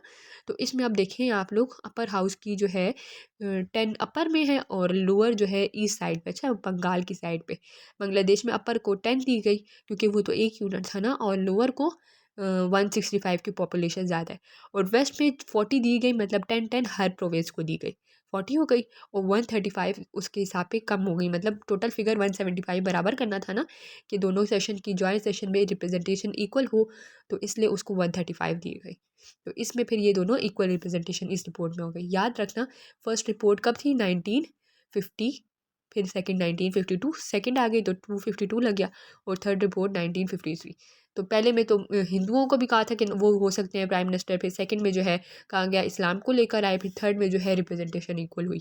इसके क्रिटिसिज्म में बस यही है जैसे कि उनमें रिप्रेजेंटेशन इक्वल हो गई तो यहाँ लैंग्वेज का मसला भी सॉल्व हो गया। बांग्लादेश और बंगाली और उर्दू दोनों को ऑफिशियल लैंग्वेज करार दे दिया गया। इसकी क्रिटिसिज्म में यही था। डिसोल्यूशन मतलब कि ख़त्म हो गई। पहली जो कॉन्स्टिट्यूशन असम्बली थी वो डिज़ोल्व हो गई अक्टूबर 1954। पहले 53 तक सारी वो चली, रिपोर्ट्स चली। 54 में जो है जनरल गवर्नर ने डिस्क्लोज कर दिया, मतलब कॉन्स्टिट्यूशन असम्बली को ख़त्म कर दिया, जिसको सिंध कोर्ट के जो पर्सन है मौलवी तमीज़ुद्दीन ने चैलेंज किया था। और सिंध कोर्ट जो है वो यही कह रहा था कि गवर्नर जनरल का ये एक्शन इलीगल है, ठीक है, लीगल नहीं है। और फेडरल कोर्ट ने इसको डिसएग्री किया कि नहीं, वो ये हो सकता है इलेक्शन अगर कॉन्स्टिट्यूशन असम्बली अगर डिसॉल्व हुई है तो दोबारा नई कॉन्स्टिट्यूशन असम्बली इलेक्शन के थ्रू होगी, अब नई से नई बन सकती है। फिर 10 मई 1955 को नई कॉन्स्टिट्यूशन असम्बली बनी। नेक्स्ट हमारे पास आता है 1 यूनिट स्कीम। इससे ये याद रखिए 1 यूनिट से यही होता है कि वेस्ट पार्ट को 4 प्रोविंस थे तो 4 यूनिट दिए गए, तो वो इसमें ये बात आएगी कि वेस्ट पार्ट को भी 1 ही यूनिट दिया जाए, ठीक है। तो इस सारे में यही बात होगी। अब मैं इसको आपको एक्सप्लेन करती हूँ। 1 यूनिट स्कीम से पहले वेस्ट पाकिस्तान जो था वो कंसिस्ट करता था 4 प्रोविंस पे, और हर एक को जो है सेपरेट रिप्रेजेंटेशन दी गई। ये तो हम शुरू से पढ़ते आ रहे हैं। NWFP सिंध और जो है बलूचिस्तान पंजाब, ये 4 प्रोविंस थे। तो इनको जो है इक्वल रिप्रेजेंटेशन मतलब अलग अलग रिप्रेजेंटेशन दी जा रही थी, जो कि ज़रा सी कॉम्प्लेक्सिटी पैदा कर रही थी। मतलब इतनी ज़्यादा एक कॉन्स्टिट्यूशन असम्बली में 4 मेंबर इधर के, फिर दो एक मेंबर उसका, तो वो ज़्यादा एक तरह से क्या कहते हैं खप मच रही थी उसके अंदर। तो उन्होंने उसको आसान करने के लिए 1 यूनिट स्कीम बनाई, जिसमें ये था कि वेस्ट पाकिस्तान जो है वो 1 यूनिट का होगा और ईस्ट पाकिस्तान का 1 यूनिट होगा। अब इससे क्या था कि 1 यूनिट से जो है थोड़े से मसले वेस्ट पार्ट में ये पड़े कि वेस्ट पार्ट में अब सबको तो एक ही रिप्रेजेंटेशन 1 यूनिट करार दिया गया, लेकिन उसमें पंजाब बड़ी सिटी थी। तो वो ये कह रही थी कैसे हम, मतलब उसमें यही था कि इक्वल राइट मिलेंगे सारे प्रोविंस को, लेकिन वो ये कह रहा था कि हमें इक्वल क्यों मिले, हम तो बड़े हैं, मतलब हमारी पॉपुलेशन भी ज़्यादा है, हमें ज़्यादा हकूक़ मिलने चाहिए। तो इस वजह से फिर जो है बलूचिस्तान को 1 यूनिट और इनको 1 यूनिट कहा गया, लेकिन ये कुछ अरसे तक ये चीज़ चली गई 1 यूनिट स्कीम। उसके बाद 1970 में जो है ये स्कीम हो गई, एबॉलिश हो गई, मतलब 1 यूनिट स्कीम ख़त्म हो गई, और फिर से हर प्रोविंस को अलग सेपरेट रिप्रेजेंटेशन दी गई, ठीक है। इस सारे में यही है। नेक्स्ट हम आते हैं कॉन्स्टिट्यूशन मेकिंग की तरफ। अब कॉन्स्टिट्यूशन मेकिंग दोबारा से, मतलब अब पहले तो वो था ना, सेकंड कॉन्स्टिट्यूशन असम्बली अब बनी ना, पहले तो फर्स्ट कॉन्स्टिट्यूशन असम्बली की मेकिंग थी, अब सेकंड कॉन्स्टिट्यूशन असम्बली की मेकिंग है। कॉन्स्टिट्यूशन मेकिंग में यही बात आई हुई है सारी कि 1 यूनिट स्कीम ने इस टास्क को आसान कर दिया, कॉन्स्टिट्यूशन बनाने को के टास्क को आसान कर दिया, ठीक है। अब हम आते हैं नेक्स्ट अपने लेक्चर की तरफ, लेक्चर नंबर 19। इसमें अब हम 1956 के कॉन्स्टिट्यूशन के बारे में पढ़ेंगे, ठीक है। पिछले वाले में 1947 का कॉन्स्टिट्यूशन था, अब 1956 है। इसमें हमारे पास इंटरिम कॉन्स्टिट्यूशन के बारे में ये कि मतलब इन टेम्प्रेरी जो कॉन्स्टिट्यूशन थी कितने उसमें क्या था, 234 डिफरेंट सेक्शन थे, आर्टिकल्स थे, और उसकी बुनियाद पर जो है हम लोगों ने एक सिग्निफिकेंट मतलब बनाया, पाकिस्तान का नाम दिया इस्लामिक रिपब्लिक पाकिस्तान। तो एक नेम दे दिया गया कंट्री को, और इसकी बिना पिछले कॉन्स्टिट्यूशन की बिना पे आप नेक्स्ट कॉन्स्टिट्यूशन बनेगा। टेम्परेरी था पहला वाला, इंटरिम कॉन्स्टिट्यूशन टेम्परेरी को कहते हैं, फिर परमानेंट बनेगा। तो अब हम इसके फीचर्स देखते हैं कि फीचर्स में क्या है। पहला आता है पार्लियामेंट्री सिस्टम। ये पीछे भी मैं डिस्कस कर चुकी हूँ कि पार्लियामेंट नाम से ही समझ आ जाए आपको कि प्राइम मिनिस्टर होता है, प्रेसिडेंट होता है ना, प्रेसिडेंशियल सिस्टम, तो प्रेसिडेंट के पास ऑनर सारी रिस्पॉन्सिबिलिटीज़ होती। इसमें यही बात है कि प्राइम मिनिस्टर जो है की एडवाइस पे प्रेसिडेंट चढ़ता है ना, लिखा हुआ है ना, the president government system is constitution had a parliament where the exclusive authority was held by president. लेकिन आगे ये लिखा हुआ है कि वो एडवाइस की किस पे चलेगा, प्राइम मिनिस्टर की एडवाइस पे चलेगा। ये सारा पार्लियामेंट है, तो थोड़ा सा प्रेसिडेंट को भी डिफाइन किया कि प्रेसिडेंट की ड्यूटी जो होती है वो मतलब रस्मी रिवाज और इनको देखता है, लेकिन उसके पास power, high power, executive power नहीं होती। और बहुत प्रेसिडेंट के बारे में थोड़ा ये भी बताया गया कि उसकी एज हो 45 ईयर्स और जो नेशनल असम्बली के लिए एलिजिबल है, ठीक है। थोड़ा सा प्रेसिडेंट को डिस्कस किया, लेकिन इसमें आता है प्राइम मिनिस्टर की डिस्कशन, क्योंकि पार्लियामेंट सिस्टम है। अब प्राइम मिनिस्टर की में लिखा हुआ है कि प्राइम मिनिस्टर क्यों कौन अपॉइंट करता है, प्रेसिडेंट अपॉइंट करता है। और प्रेसिडेंट जो है उसको रिमूव नहीं कर सकता तब तक जब तक वो अपनी रिस्पॉन्सिबिलिटी ठीक से ना कर रहा हो।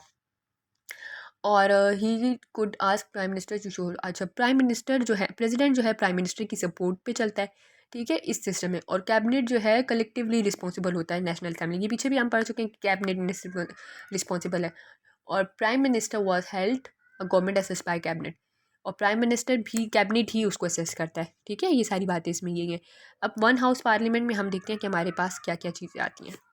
अब इसमें आता है कि नेशनल असेंबली जो है सिर्फ एक ही हाउस है पार्लियामेंट का, जिसमें कितने 300 मेल्स होंगे और 10 सीट जो हैं वुमेंस की होंगी। ठीक है, और इलेक्शन जो होंगे वो जनरल इलेक्शन होंगे, जनरल इलेक्शन के थ्रू। और प्रेसिडेंट जो है वो रिजेक्ट और साइन कर सकता है विल, प्रेसिडेंट के पास ये थोड़ा सी पावर है इतनी। ठीक है, क्योंकि पार्लियामेंट सिस्टम है, और वो फिर भी जो है प्राइम मिनिस्टर से एडवाइस लेगा, जो हम ऊपर पढ़ चुके हैं। और जो सैलरीज होंगी, सैलरी प्रेसिडेंट की, जज की, फेडरल से जो जितनी भी बाकी चीज़ें, ये कम जो मुस्तहकम फ़ंड होते हैं ना, मतलब सारे जो फ़ंड मिला के उसमें से इसको सैलरी दी जाएगी।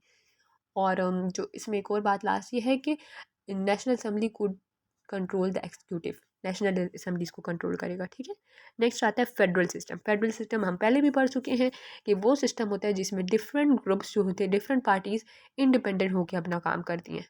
तो इसमें ये बताया गया है कि कॉन्स्टिट्यूशन ने 3 लिस्ट प्रोवाइड की, फेडरल, प्रोविजनल और कॉन्करेंट। फेडरल वो होती है जो इंडिपेंडेंट काम करती हैं, प्रोविजनल जो हर प्रोविंस काम करता है अपने सेपरेट इलेक्टर्स होते हैं उसके, और कॉन्करेंट जिसमें ये दोनों काम करते हैं। जब जो एक्स्ट्रा ड्यूटी रह जाती है ना, तो फिर ये दोनों मिल के उस पे डिसीजन लेते हैं। ठीक है, ये हम आगे डिटेल में पढ़ेंगे कि कौन सी चीज़ों पे फिर कॉन्करेंट होता है। तो पाकिस्तान के सिस्टम जो था फेडरल सिस्टम था, जिसमें डिफरेंट सेपरेट प्रोविंस मिल के काम करते थे। नेक्स्ट आता है हमारे पास प्रोविजनल स्ट्रक्चर। इसमें हमारे पास अब ये आता है कि प्रोविजनल लेवल पर इलेक्शन जो होते हैं प्रोविंस के, प्रोविजनल है ना, तो वो वोट के थ्रू होंगे। ठीक है, वोटिंग होती है, जैसे हमें पता है हमारे हर सूबे में वोट होता है, वोटिंग होती है ना, आज भी यही होता है। तो वही इसमें होता है प्रोविजनल सिस्टम में। और पार्लियामेंट सिस्टम जो है किसके अंडर है, हाइयर गवर्नर के अंदर, मतलब जिसमें चीफ मिनिस्टर आ जाते हैं और उसके कैबिनेट, कैबिनेट में क्या होता है, प्राइम मिनिस्टर और प्रेसिडेंट। तो ये सारी पावर इसके अंडर आती है। और फिर जो है क्लॉज सेक्शन 191 में जो है सिक्योरिटी और इकोनॉमिक्स को थ्रेट मिला था इंटरनल और एक्सटर्नल रीजंस की वजह से। और दूसरा जो क्लॉज था 193, उसमें कॉन्स्टिट्यूशन क्राइसिस आए थे प्रोविंस के अंदर। ठीक है, इसमें यही बात आती है। नेक्स्ट आता है हमारे पास, इसमें अब ये आता है कि सेंट्रल लेवल पे हाई कोर्ट जो है वो सुप्रीम कोर्ट होगा, और बाकी जो है ना हाई कोर्ट वो प्रोविंस के अंदर जो होंगे वो सब कोर्ट बनाए जाएंगे, छोटे छोटे कोर्ट हर प्रोविंस के अंदर। हाई कोर्ट तो सुप्रीम कोर्ट होगा, लेकिन छोटे छोटे कोर्ट जो होंगे वो हर उसमें प्रोविंस में बनाए जाएंगे। और जो है उन हाई कोर्ट जो होगा ना, उसके पास पावर होगी कि वो जो है एक्सप्लेन करे कि कॉन्स्टिट्यूशन में क्या चीज़ें नहीं आ रही हैं, क्या इंप्लीमेंट होगा, क्या सिचुएशन है, सबको उसको करेगा। लीगल्स राइट सिटीज़न के सारी चीज़ें वो ही बताएगा। फिर नेक्स्ट आता है फंडामेंटल राइट्स। सिविल और पॉलिटिकल्स राइट जो है ना वो हर शहरी को मिलेंगे पाकिस्तान के, लेकिन ये सस्पेंड हो सकते हैं इमरजेंसी की सूरत में, जब कभी मुल्क में या वॉर या इंटरनल कोई थ्रेट होते हैं ना, तो ये सस्पेंड तब होते हैं। Direct principle of a state policy में आता है कि जो हमारी कॉन्स्टिट्यूशन है वो डायरेक्ट प्रिंसिपल क्या एम करती है, मतलब गवर्नमेंट, मतलब जो मुल्क के लोग हैं उसमें वेल बीइंग, वेलफेयर प्रोग्राम और ये सारी सोशल सेंटर्स होते हैं, ये अचीव करते हैं कि मतलब लोगों के अंदर एक इकोनॉमिक्स और ऑब्जेक्टिव तरीके से एक वो मतलब आगे बढ़े। जैसे ऑब्जेक्टिव रेजोल्यूशन ने कॉन्स्टिट्यूशन की बुनियाद रखी थी ना, प्रिंसिपल बताए थे कि इस्लामिक प्रैक्टिस हो, मतलब इस्लाम के हिसाब पे सारा मुल्क चले, और मुसलमानों को वेलफेयर प्रमोट किया था, सोशल जस्टिस को कि अपने लिए आवाज़ उठाएं, और इकनॉमिक्स और जो इन्वायरमेंट और नॉन डिस्क्रिमिनेशन जो है इन सारी चीज़ों को क्रिएट किया था। तो डायरेक्ट प्रिंसिपल मतलब एकदम से डायरेक्ट प्रिंसिपल ये सारे इसमें आते हैं। फिर इस्लामिक करेक्टर्स होता है, इस्लामिक करेक्टर यही बात आती है कि इस्लामिक रिपब्लिक पाकिस्तान है, कॉन्स्टिट्यूशन में यही बात आई थी ना। और कोई भी लॉ अगेंस्ट नहीं होगा इस्लाम के हिसाब पे, कोई लॉ की टीचिंग अगेंस्ट नहीं होगी इस्लाम की। नेशनल असम्बली ने जो है डिटरमाइन की थी कि इस्लामिक नेचर बताई थी और लॉ बताए थे कि इस्लामिक लिहाज से ही हमारा मुल्क चले। और ये सारी बात आती है लास्ट में है with modern government of a moderate political system, मतलब मॉडर्न चीज़ें भी लेके चलेंगे, लेकिन इस्लाम को जो है भूलना नहीं है कि अपनी असल भूल कर हम लोग बिल्कुल ही वेस्टर्न अपना लें। तो बीच का रास्ता अख्तियार करना है, इस्लाम के साथ वेस्टर्न चीज़ें भी अपनानी है, इसमें यही सारी बातें आती हैं। नेक्स्ट हमारे पास आता है working of the constitution. Working मतलब यही कि इतने टाइम में जो कॉन्स्टिट्यूशन बना था इसने अफेक्ट किया, मतलब ये कहाँ से था, मार्च 23 से लेके 7 अक्टूबर 1958, मतलब 56 2 साल ये चला। और इतने टाइम में फिर कोई इलेक्शन नहीं हुए, इनिशियल कोई भी इलेक्शन नहीं हुए। अक्टूबर 1958 7 अक्टूबर को ये इलेक्शन जो कॉन्स्टिट्यूशन थी ये ख़त्म हो गई और फिर नई कॉन्स्टिट्यूशन बनी। एक कॉन्स्टिट्यूशन ख़त्म होती है तो नई बनती है, जो हम अब नए नेक्स्ट लेक्चर में पढ़ेंगे, ठीक है। 20 लेक्चर में 1962 के कॉन्स्टिट्यूशन। थर्ड कॉन्स्टिट्यूशन है पहली 1947, फिर 1956 और अब 1962। ये थर्ड कॉन्स्टिट्यूशन है। हर कॉन्स्टिट्यूशन को अलग अलग ही समझना है, ऐसा ना हो कि एक कॉन्स्टिट्यूशन की स्टोरी आप दूसरे में डाल रहे हो, ठीक है। तो हर डेट के हिसाब पे आपने याद रखना है कि फर्स्ट कौन सा था, 1947 वाला सारा, फिर 1956 और फिर 1962। ये थ्री थे, ठीक है। अच्छा, इसके बैकग्राउंड में हम देखते हैं कि मिलिट्री ने टुक ओवर कर लिया था 1958 में, और अयूब खान जो है चीफ मिनिस्टर लॉ एडमिनिस्ट्रेटर बन गए, ठीक है। और इनका वो क्या था टास्क कि न्यू कॉन्स्टिट्यूशन बनाए, क्योंकि पिछली कॉन्स्टिट्यूशन तो खत्म हो गई, लास्ट लेक्चर में हमने पढ़ा। तब न्यू कॉन्स्टिट्यूशन बनाने के लिए मिलिट्री आई। मिलिट्री किसे कहते हैं? एयरफोर्स को कहते हैं। तो जब एयरफोर्स आ जाती है, वो इसलिए आई कि मतलब पार्लियामेंट सिस्टम था उसने इंस्टेबिलिटी पास्ट में क्रिएट कर ली थी, तो उसको सेट करने के लिए मार्शल लॉ लगाते हैं। अब हम कॉन्स्टिट्यूशन मेकिंग पे देखते हैं। कॉन्स्टिट्यूशन मेकिंग में क्या है, ये सारी डिटेल पढ़ते हैं। इसमें अब ये है कि अक्टूबर 1959 में हुकूमत ने बेस लोकल जो गवर्नमेंट होती है ना, लोकल काउंसिल सिस्टम, उसके लिए बेसिक डेमोक्रेसी बनाई। अब वो डेमोक्रेसी क्या थी कि हर प्रोविंस का जो इलेक्टेड बंदा है वो 40,000 बेसिक डेमोक्रेट्स होंगे, जो कि सर्व करेगा लोकल गवर्नमेंट को, ठीक है। उसमें ये होगा कि मतलब वो उनको देखेगा, इनके प्रोसेस देखेगा सारे।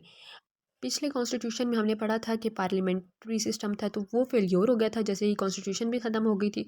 तो अब इसमें जो है नया कॉन्स्टिट्यूशन बनाने के लिए चीफ जस्टिस जो है ना, फॉर्मर चीफ जस्टिस शहाबुद्दीन को सेलेक्ट किया गया, बनाया गया, जो कि जिनका टास्क क्या था कि वो लोगों के करेक्टर पर, उनकी एजुकेशन पर बेस करते हुए एक सिस्टम बनाए, ठीक है। तो इसकी बेस पर नया जो है रिपोर्ट दी गई, कमेटी ने प्रेजेंट की रिपोर्ट 1961 में, और ये रिव्यू की दो कमेटियों ने बैठ के, ठीक है। और ये रिपोर्ट किसने वो की? अयूब खान ने अनाउंस की। किस कब? 1 मार्च 1962 में, ठीक है। क्योंकि 1962 का कॉन्स्टिट्यूशन है ना, तो मतलब कि इस डेट को कॉन्स्टिट्यूशन बन गया। और ये कॉन्स्टिट्यूशन 250 आर्टिकल्स एंड 5 शेड्यूल पर कंसिस्ट करती थी, ठीक है। नेक्स्ट आता है अब फीचर्स। अब ये जो 1962 का कॉन्स्टिट्यूशन है उसके हम फीचर्स देखेंगे, ठीक है। फर्स्ट पॉइंट आता है हमारे पास title of the state. State को क्या टाइटल दिया गया था, ये तो हम शुरू से पढ़ते आ रहे हैं कि इस्लामिक रिपब्लिक, दोबारा से बना ना, तो इस्लामिक रिपब्लिक।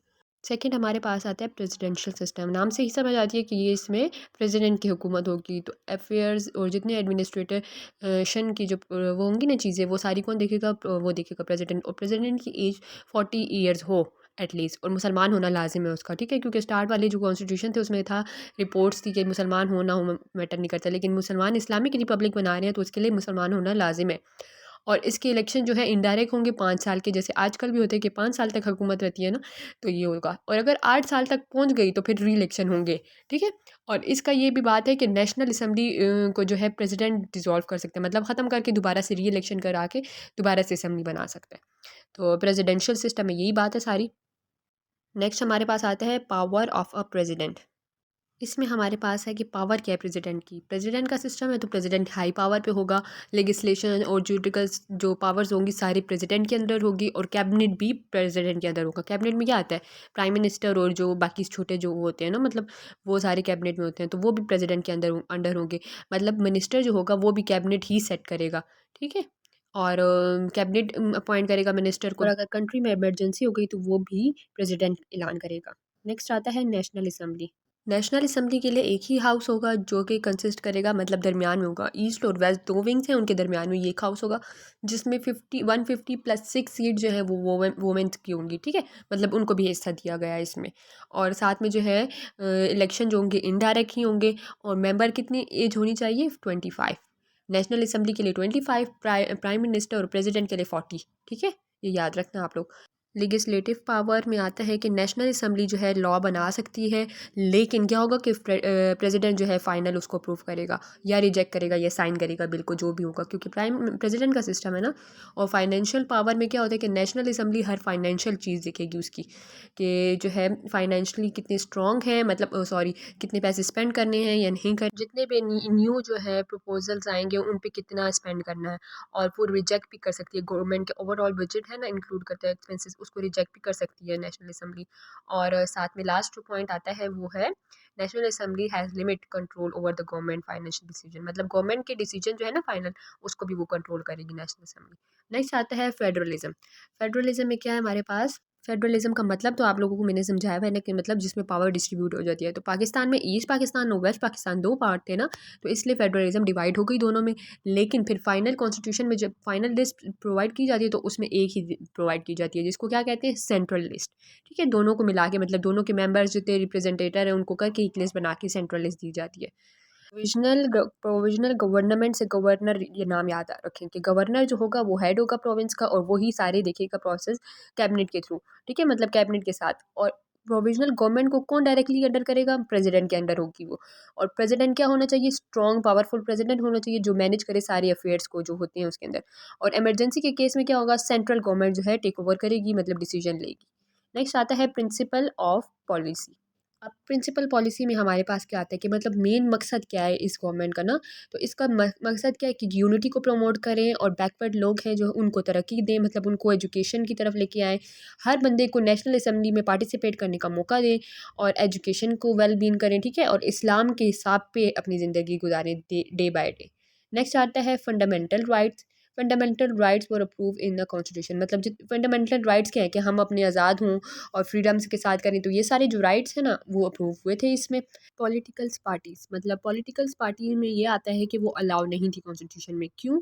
क्योंकि वो क्या चाहते थे कि हमें जो है ग्रेटर वो दें, पार्टिसिपेशन दें। ठीक है, तो फिर इन पॉलिटिकल पार्टी एक्ट जो था 1962 में जो है इसी कॉन्स्टिट्यूशन में मतलब इंट्रोड्यूस हुआ। Islamic provision. अच्छा, इसमें ये है कि ऑब्जेक्टिव रेजोल्यूशन जो है ना वो डक्टरी जो है स्टेटमेंट है कॉन्स्टिट्यूशन की, ना कि वो जो है कॉन्स्टिट्यूशन है। ठीक है, ये बात इसी में आई हुई है।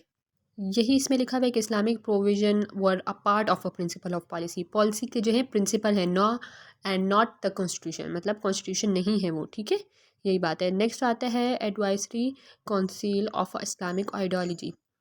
Advisory council for the Islamic ideology, तो एडवाइजरी से समझ आता है कि एडवाइस करने वाली काउंसिल, इस्लामिक आइडियोलॉजी इस्लाम के ऊपर जो एडवाइस देने वाली काउंसिल वो बनाई गई इस कॉन्स्टिट्यूशन में, जो 5 से 12 मेंबर्स थे जिसमें। ठीक है, और it was a recommendatory body. Recommendatory body मतलब ये सिफारिश करती थी, रिकमेंडिंग का मतलब सिफारिश करना। ठीक है, Islamic research institute. Islamic research institute ऐसे बनाए गए इंस्टीट्यूट जो कि पूरी सोसाइटी को कन्वर्ट करें इस्लाम के ऊपर। ठीक है, मतलब रिकन्स्ट्रक्ट करें इस्लामिक सोसाइटी को on a truly Islamic line, मतलब पूरे इस्लामिक लाइन के ऊपर कंस्ट्रक्ट हो। वर्किंग ऑफ द कॉन्स्टिट्यूट, मतलब कॉन्स्टिट्यूट रिमेन इन फोर्स, मतलब चलता रहा काम 8 जुलाई 1962 से लेकर 25 मार्च 1969 तक। ठीक है, तो कॉन्स्टिट्यूट कंटिन्यू हो रहा यही वाला। तो यहाँ पर ये लेक्चर ख़त्म होता है। नेक्स्ट हम अपने नेक्स्ट लेक्चर पे आते हैं, लेक्चर नंबर 21 पे। ठीक है, तो हम देखते हैं उसमें हमारे पास क्या आता है। नेक्स्ट कॉन्स्टिट्यूशन आता है 1973। ठीक है, फर्स्ट क्या था 1947, फिर 1956 आई गेस, और फिर 1962। अब आते हैं 1973 कॉन्स्टिट्यूशन। इसमें भी बैकग्राउंड थोड़ा सा पढ़ेंगे, फिर कॉन्स्टिट्यूशन मेकिंग और फिर फीचर्स, वही सारी चीज़ें, लेकिन सब में चेंज है, ये ना कर देना, मिक्स ना कर देना। ठीक है, इसमें हमारे पास अब बैकग्राउंड में क्या आता है। 1962 का कॉन्स्टिट्यूशन जब ख़त्म हो गया मार्च 25 को। ठीक है, तो क्या हुआ कि मार्शल लॉ लगा हुआ था मुल्क में, और याहिया खान जो थे ना वो चीफ मार्शल लॉ एडमिनिस्ट्रेटर थे। ठीक है, अभी तो हमने पीछे उसमें पढ़ा था ना कि मिलिट्री ने कब्जा कर लिया था, तो ये उसी का ही है। तो इस टाइम पे क्या हुआ, इस टाइम पीरियड पे जो है पॉलिटिक्स जो है ना अनस्टेबिलिटी हो गई उसमें, पॉलिटिक्स में आ गई, और कॉन्स्टिट्यूशन कोई नहीं था क्योंकि मार्शल लॉ लगा हुआ था। फिर क्या हुआ कि दिसंबर 1971, ठीक है, 2 साल पहले, इस कॉन्स्टिट्यूशन के 2 साल पहले जनरल इलेक्शन हुए, जिसमें क्या हुआ, याहिया खान जो थे ना उन्होंने इलेक्शन के पावर, जो विनर था उसको अपनी पावर दे दी। इलेक्शन के जो विनर थे ना जुल्फ़िकार अली भुट्टो, उनको पावर दे दी। ठीक है, और इस वजह से क्या हुआ, मार्शल लॉ इफेक्ट हो गया, क्योंकि अब मार्शल लॉ तो किसका होता है, आर्मी का होता है ना, और आर्मी से जब आर्मी का वो चला गया तो फिर भुट्टो को मिल गई, पॉलिटिक को मिल गई। लेकिन उस टाइम क्या था कि कोई कॉन्स्टिट्यूट नहीं था कंट्री में, और नेशनल असम्बली ने जो है ना अप्रूव की, फिर इंटरिम कॉन्स्टिट्यूशन बनी। इंटरिम कॉन्स्टिट्यूशन किसे कहते हैं, टेम्प्रेरी कॉन्स्टिट्यूशन। कि अब मार्शल लॉ खत्म हो गया है, उसकी हुकूमत चली गई है, तो अब हमें एक ऐसा कॉन्स्टिट्यूट बनाना है, टेम्परेरी तौर पे तो कोई कॉन्स्टिट्यूशन बने ना जो मुल्क को चलाए। तो इसलिए फिर उस टाइम फिर इंटरिम कॉन्स्टिट्यूशन बनी ना अप्रैल 21 1972 को, ठीक है। 1973 में कॉन्स्टिट्यूशन बने और उससे पहले 1972 में जो है इंटरिम कॉन्स्टिट्यूशन बनी और उससे एक साल पहले इलेक्शन हुए जिसमें जो है मार्शल लॉ ख़त्म हो गया, मतलब मार्शल लॉ जुल्फ़िकार याहिया खान ने अपनी पावर दे दी, ठीक है। ये डेट्स या लाइन से याद रखना, पहले 71, फिर 72 और फिर 73 में कॉन्स्टिट्यूशन बना। अब कॉन्स्टिट्यूशन मेकिंग में हम देखते हैं कि क्या है। अब अप्रैल 1972 को, ठीक है, कमेटी बैठी जिन्होंने कॉन्स्टिट्यूशन बनाना था, ठीक है। नेशनल असम्बली में डिफरेंट पार्टीज़ की कमेटी बैठी और जो है लॉ मिनिस्टर बैठे। लॉ मिनिस्टर कौन थे? चेयरमैन थे।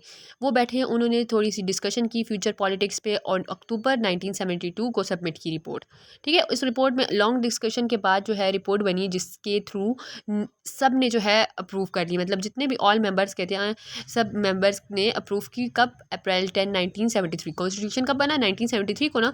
तो 10 अप्रैल 1973 को कॉन्स्टिट्यूशन अप्रूव हो गई और new constitution was in force on August. कब मतलब स्टार्ट हुई? 14 अगस्त 1973। 14 अगस्त मतलब 1973 की इंडिपेंडेंस डे पे जो है ये हुई, ठीक है। अब इसमें नीचे जो है कुछ डेट्स लिखी है, मतलब क्या कि बीच में 1973 से 77 तक ऑपरेशनल था, मतलब कॉन्स्टिट्यूशन ऑपरेशनल था।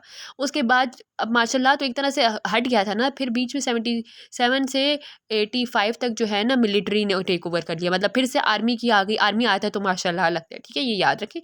तो फिर से मार्शल लॉ आया तो वो सस्पेंड हो गई कॉन्स्टिट्यूशन।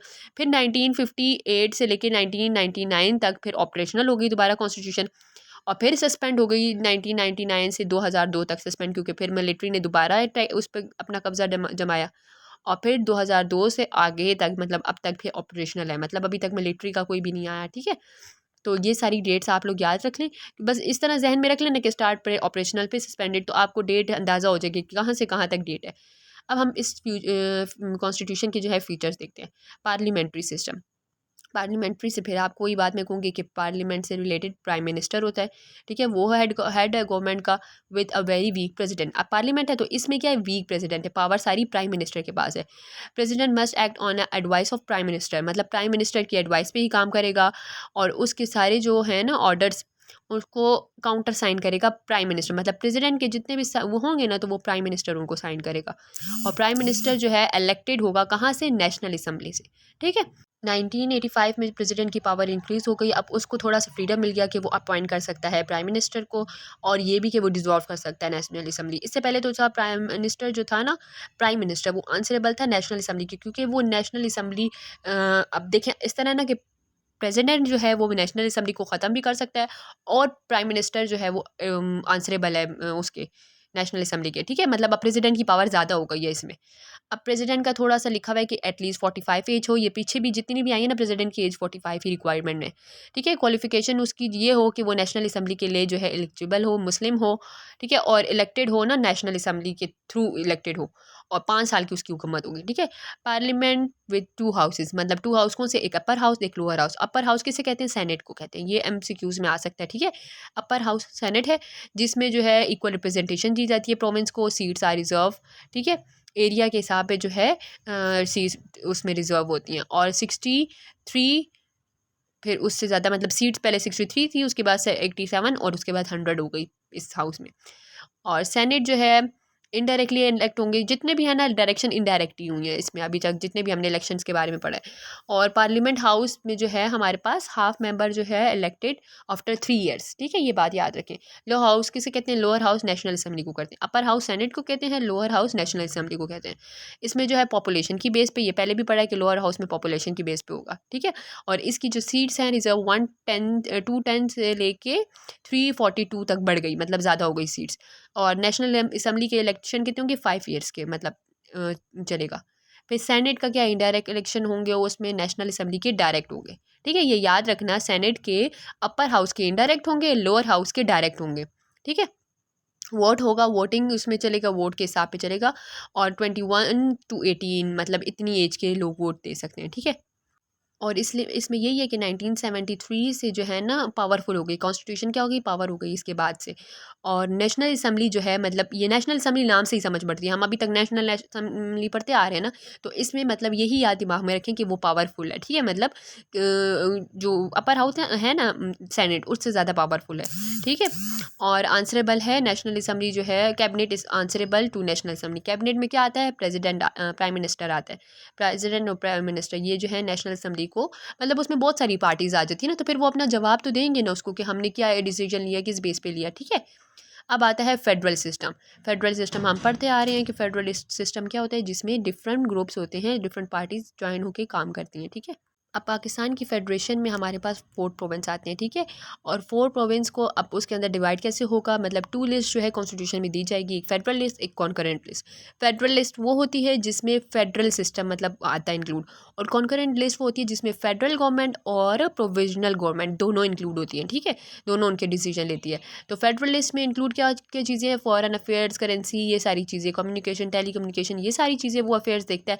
और कॉन्करेंट देखता है, मतलब कॉन्करेंट में क्या, फेडरल और प्रोविजनल दोनों कौन सी चीज़ें देखते हैं, law, education, health and agriculture, ये सारी दोनों देखते हैं, ठीक है।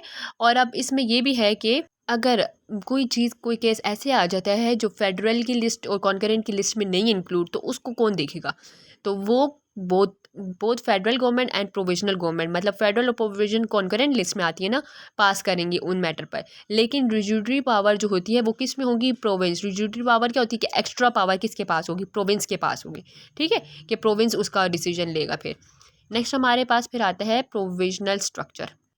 अब प्रोविजनल गवर्नर जो होगा ना, वो कौन अपॉइंट करेगा, प्रोविजनल सिस्टम तो प्रोविजनल गवर्नर। प्रोविजनल गवर्नर ऐसा अपॉइंट होगा प्रेसिडेंट से, लेकिन प्रेसिडेंट क्या करेगा, फिर एडवाइस लेगा प्राइम मिनिस्टर की। और चीफ मिनिस्टर जो है उसके पास पावर है कि वो डिसीजन ले गवर्नमेंट के एक्शन पे, ठीक है। मतलब जो भी काम होते हैं, अगर कोई इमरजेंसी या इस तरह की कोई चीज़ें होती हैं तो वो चीफ मिनिस्टर लेगा। अच्छा, ये चीज़ें याद रखिए, चीफ मिनिस्टर क्या होता है, प्राइम मिनिस्टर क्या होता है, प्रेसिडेंट क्या होता है, ठीक है। चीफ मिनिस्टर वो होता है जो कि प्रोविंस के अंदर, ठीक है, सूबे जो होते हैं ना, सूबों के अंदर जो हेड होता है, हेड ऑफ द गवर्नमेंट, मतलब प्रोविंस का हेड ऑफ द प्रोविंस, ठीक है। प्राइम मिनिस्टर क्या होता है, हेड ऑफ अ कंट्री, पूरी कंट्री का जो हेड होता है ना, वो प्राइम मिनिस्टर होता है। और प्रेसिडेंट क्या होता है, प्रेसिडेंट कंट्री मतलब कंट्री की पॉलिसीज़ के ऊपर डिपेंड करता है कि प्रेसिडेंट का रोल क्या है, प्रेसिडेंट को ज़्यादा पावर दी जाए या प्रेसिडेंट को कम पावर दी जाए, ठीक है। अगर आप लोगों को ये बात याद हो जाए कि मतलब प्रेसिडेंट जो है एडवाइस लेगा प्राइम मिनिस्टर की, तो फिर इससे आप लोगों के दिमाग में ये बात आ जाए कि प्रेसिडेंशियल सिस्टम, सॉरी, अगर आप लोगों को ये बात समझ आ जाए ना कि एक पॉइंट ये याद हो जाए कि प्रेसिडेंट जो है प्राइम मिनिस्टर की एडवाइस देगा, इट्स मीन के पार्लियामेंट्री सिस्टम है, ठीक है ना। तो ये पॉइंट आप लोग खुद से लिख सकते हैं कि पार्लियामेंट्री सिस्टम है इस प्रोविंस में। फिर सीट्स बताई गई हैं कि मतलब पंजाब, सिंध, बलूचिस्तान, इनमें कितनी कितनी सीट्स हैं सबकी, ठीक है। प्रिंसिपल ऑफ पॉलिसी में वही आता है कि इस्लामिक प्रिंसिपल दिया गया, ठीक है। पॉलिसी को फॉरेन पॉलिसी भी अपनाई गई, लेकिन उसको हाईलाइट किया गया इसमें, मतलब कि फॉरेन तरीके भी हों, बिल्कुल वेस्ट, मतलब हम वेस्ट में ही रहेंगे तो फिर ज़रा वो कहते हैं कि मॉडर्निज्म नहीं आएगा, तरक्की नहीं होगी। तो प्रिंसिपल ऑफ पॉलिसी में यह आता है फंडामेंटल राइट्स, वही है कुछ हर कॉन्स्टिट्यूशन में कुछ चीज़ें सेम है। ये आप जैसे फंडामेंटल राइट्स और जो है इस्लामिक प्रोविंस, मतलब प्रोविंस इस्लाम के उस पर बेस करता हो, प्रिंसिपल ऑफ पॉलिसी, ये सब के सेम है, एक के याद कर लें तो बाकियों में भी ये होता है। बस कॉन्स्टिट्यूशन में, कुछ कॉन्स्टिट्यूशन में ये आता है कि फेडरल सिस्टम है, कुछ में प्रोविजनल सिस्टम है।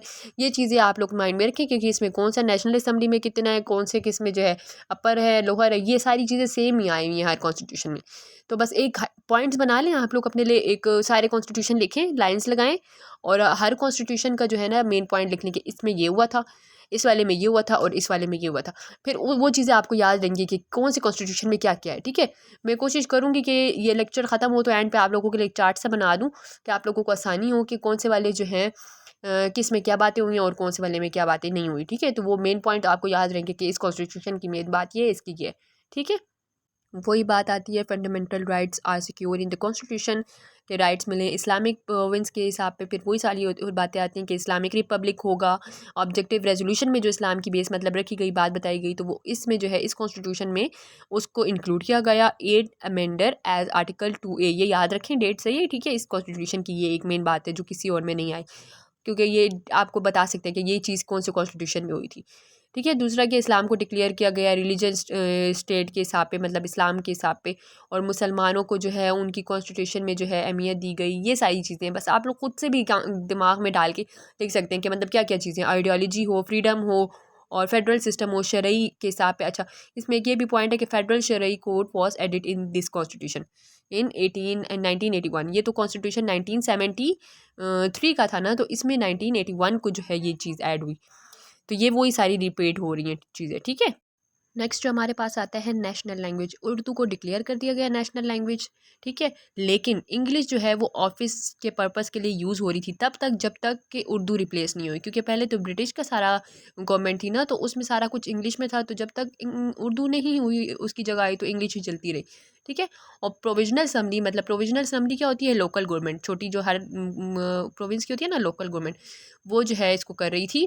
मतलब उसकी समझा रही थी, पढ़ा रही थी, टीच कर रही थी कि कैसे जो है प्रमोट करना है प्रोविजनल लैंग्वेज को, ठीक है। In addition to national language, अब प्रोविजनल लैंग्वेज कौन सी है, हर शहर की, हर प्रोविंस की लैंग्वेज, ठीक है, वो प्रोविजनल होती है। और नेशनल लैंग्वेज क्या होती है, उर्दू है, ठीक है। तो हर कोई अपनी भी, मतलब ये नहीं है कि बिल्कुल अपनी अपश तो एक बंदा बोलते हैं तो उसको भी यूज़ कर सकते हैं। नेशनल सिक्योरिटी काउंसिल जो है 2002 में जो है बनाई गई। मतलब वो क्या होता है कि एक्सपर्ट एडवाइस होती है, ओपिनियन होता है गवर्नमेंट का, ठीक है। तो वो सिक्योरिटी उसके लिए कि नेशनल सिक्योरिटी के लिए एक्सपर्ट एडवाइस ली जाती है। सिक्योरिटी की बात है ना, तो जो है एक्सपर्ट एडवाइस ली जाती है। और जुडिशरी में हमारे पास आता है कि सुप्रीम कोर्ट को जो है जुडिशरी जज को कहते हैं ना, तो उसमें क्या है, सुप्रीम कोर्ट हाईएस्ट कोर्ट होगा, और हर प्रोविंस के अंदर एक छोटे छोटे कोर्ट बनाए जाएंगे, जिसको क्या कहते हैं, मतलब हाई कोर्ट। छोटे हाईएस्ट कोर्ट क्या है, सुप्रीम कोर्ट, और छोटे छोटे हाई कोर्ट जो होते हैं ना वो हर प्रोविंस में बनाए जाएंगे, ठीक है। और एक आज़ाद कश्मीर में बनाया जाएगा। ये लेक्चर ख़त्म होता है। नेक्स्ट हम लेक्चर की तरफ आते हैं, पॉलिटिकल हिस्ट्री, ठीक है। अब हम इसमें सारी हिस्ट्री पढ़ेंगे पॉलिटिक्स की। इसमें सारी सारी डेट्स हैं, और ये डेट्स तो आप लोग बस कुछ भी करके रट लें पेपर के हिसाब पे, क्योंकि डेट्स के बगैर पेपर नहीं आते, ठीक है। तो हमारी पॉलिटिकल हिस्ट्री कहाँ से शुरू होती है, 1947, फर्स्ट जो कॉन्स्टिट्यूशन थी ना वहाँ से लेके 1972, मतलब 72 तो 73 तक कॉन्स्टिट्यूशन चली है, लेकिन ये हिस्ट्री में बस इसमें आ रहा है, नेक्स्ट पार्ट आगे उसमें आएगा नेक्स्ट लेक्चर में। तो फर्स्ट पार्ट जो है डेट लिखी है 1947 से लेके 58, फिर सेकंड जो है 1958 से लेके 69, और फिर 1969 से लेके 71, 3 पार्ट है। तो फर्स्ट 11 ईयर्स की बात पहले हम पढ़ेंगे, ठीक है। उसमें क्या क्या डेट्स है, ये सारी डेट्स याद करनी है आप लोगों ने। फर्स्ट 11 ईयर्स जो थे, मतलब पाकिस्तान बनने के पहले 11 साल, उसमें क्या था कि पहली बात कि पाकिस्तान बहुत मुश्किल से बना था। तो पाकिस्तान के साथ बहुत ज़्यादती इंडिया वालों ने की थी, ना सामान, ना जो है ये असला, ये वाली सारी चीज़ें दी थी, ना कोई डॉक्टर्स और ये वाली चीज़ें, ट्रीटमेंट वाला कुछ था। तो ये बहुत मुश्किल चीज़ें थी। इसके अलावा जो है कश्मीर के ऊपर उन्होंने लड़ाई इंडिया ने लगाई हुई थी, वो भी इंडिया की गवर्नमेंट का नेगेटिव एटीट्यूड था। और उसके बाद जो है, मतलब ये भी एक बुरी चीज़ थी। फिर गवर्नमेंट इंडियन एक्ट जो था, फर्स्ट इंटरिम कॉन्स्टिट्यूशन, जब पाकिस्तान बना था तो कोई कॉन्स्टिट्यूशन नहीं थी, तो पहले क्या हुई होगी, सबसे पहले क्या बनेगी, इंटरिम कॉन्स्टिट्यूशन, टेम्प्रेरी कॉन्स्टिट्यूशन बनी। कायदे आज़म जो थे पहले गवर्नर जनरल थे, और लियाकत अली खान पहले प्राइम मिनिस्टर थे, ठीक है। उसके बाद कुछ नाम दिए गए जो गवर्नर जनरल के, कि इन सालों में 11 साल में कौन कौन बना था लाइन से, और प्रेसिडेंट बताए गए कि इन 11 सालों में प्रेसिडेंट कौन कौन थे, ठीक है। ये नाम और डेट्स काइंडली कुछ भी करके याद कर लें आप लोग। और उसके बाद जो है मेजर इश्यूज़ की तरफ हम आते हैं कि मेजर इश्यूज़ क्या थे। अब देखते हैं हमारे इश्यूज़ क्या था, कि कॉन्स्टिट्यूशन बनाना सबसे मुश्किल इश्यूज़ था पहला सबसे। दूसरा कि इलेक्शन कैसे होंगे प्रोविजनल लेवल पे, 4 प्रोविंस है उन पे कैसे इलेक्शन करेंगे। फिर फर्स्ट कॉन्स्टिट्यूशन असम्बली जब ख़त्म हो हुई है तो सेकंड कॉन्स्टिट्यूशन असम्बली भी इसी दौर में बनी है, ठीक है, 1955 में। और फिर जो है 1 यूनिट स्कीम की भी थी, कि किसको अब ईस्ट और वेस्ट है, तो उसमें जो है 1 यूनिट स्कीम भी आई थी इसी में ही। हमने पीछे कॉन्स्टिट्यूशन पढ़ी है ना, तो ये सारी चीज़ों का खुलासा है। मतलब वो सारी बातें अगर आप लोगों ने याद की होंगी तो मेजर इश्यूज़ में आप वो सारी चीज़ें लिख देंगे कि ये सारा हुआ था। फिर एग्रीकल्चर, एजुकेशन, सारी चीज़ें प्रॉब्लम थी ना, तो आप खुद से दिमाग लगा के भी लिख सकते हैं। पॉलिटिकल इनस्टेबिलिटी, मतलब बिल्कुल पॉलिटिक्स पहली पहली दफ़ा नए नए आए थे, तो ये भी इनस्टेबिलिटी इसमें आती है, ठीक है। शॉर्ट लिव गवर्नमेंट थी इस टाइम की, बिल्कुल मतलब बहुत वीक गवर्नमेंट थी इस टाइम, तो ये सारी चीज़ें इसी में ही आती हैं। फिर सेकंड फेज़ आता है। सेकंड फेज़ में क्या था, आप लोग स्टोरी की तरह ही सुने, ठीक है, कि फर्स्ट फेज़ में क्या हुआ। फर्स्ट फेज़ पाकिस्तान की हिस्ट्री के स्टार्ट के दिन। सेकंड फेज़ में क्या था कि मिलिट्री ने टुक ओवर कर दिया था 1962 तक, ठीक है। 58 से 52 तक मार्शल लॉ लग गया। मिलिट्री जब आती है जैसे आर्मी, ठीक है। आती है तो क्या होता है, मार्शल लॉ लगता है, और जो वो होता है ना पॉलिटिक्स, वो जो है डिसमिस हो जाता है। लोकल गवर्नमेंट कॉन्स्टिट्यूशन, हाँ सॉरी, कॉन्स्टिट्यूशन डिसमिस हो जाता है और मिलिट्री आ जाती है। मिलिट्री की वजह से मार्शल लॉ लग जाता है। तो कॉन्स्टिट्यूशन ख़त्म हो गया, मतलब रीस्टोर हो गया सिविल गवर्नमेंट। और जो है ये सिविल किसे कहते हैं, हम आर्मी हॉस्पिटल भी जाएँ तो वहाँ सिविल कौन होते हैं, हम लोग होते हैं ना, आम लोग होते हैं। और गवर्नमेंट के जो होते हैं वो वाले होते हैं। तो जो है वो ख़त्म हो गया, रीस्टोर हो गया। और अयूब खान जो है वो चीफ मार्शल लॉ एडमिनिस्ट्रेटर बन गए, ठीक है। प्रेसिडेंट ड्यूरिंग दैट टाइम, उस टाइम के प्रेसिडेंट बन गए। ये अयूब खान कौन थे, ये मार्शल लॉ मतलब आर्मी के बंदे थे, तो ये बन गए। और इन्होंने जो है वोट, मतलब इनको मिला, people vote to support him as a leader. सबने वोट किया, क्योंकि आर्मी बहुत डिसिप्लिन वाला हिसाब किताब होता है ना, तो उस टाइम सब कुछ ज़रा अच्छे तरीके से हो रहा था, इसलिए उनको वोट भी अच्छे खासे मिल गए। और अयूब खान फिर री इलेक्ट हुए प्रेसिडेंट के उस पर, ठीक है, थ्रू प्रेसिडेंशियल इलेक्शन के थ्रू जो है वो प्रेसिडेंट बने फिर दोबारा। फिर इसके बाद इंपॉर्टेंट पॉलिसी मेजरमेंट देखें इसमें, ये दो सेकंड फेज़ है ना, इसमें ही ये सारा किस्सा है मार्शल लॉ का, अयूब खान का। और फिर इंपॉर्टेंट पॉलिसीज़ में क्या आता है हमारे पास। अब अयूब खान ने क्या किया, जब गवर्नमेंट में आ गए ना, तो उन्होंने जो अनवांटेड ऑफिसर्स थे ना, जो जिनको उस पे शक, उनको जिस पे शक था, उनको उन्होंने हटा दिया, ठीक है, उनका रिमूवल कर दिया 1962 में। और रिस्ट्रिक्ट कर दी पॉलिटिकल एक्टिविटीज़, मतलब पॉलिटिक्स जो है ना वो स्टॉप कर दी कुछ पार्ट टाइम के लिए। पॉलिटिकल लीडर वो stop for taking part in politics 6 साल तक, ठीक है, क्योंकि उन्होंने करप्शन की थी, करप्शन के चार्ज पे उनको वो कर दिया था। और एजुकेशन, अयूब खान जब गवर्नमेंट में आए तो उन्होंने क्या किया, रिमूवल किया अनवांटेड ऑफिसर्स का, कुछ जो थे ना जिन पर शक था कि ये करप्शन करें, मतलब उनको हटा दिया।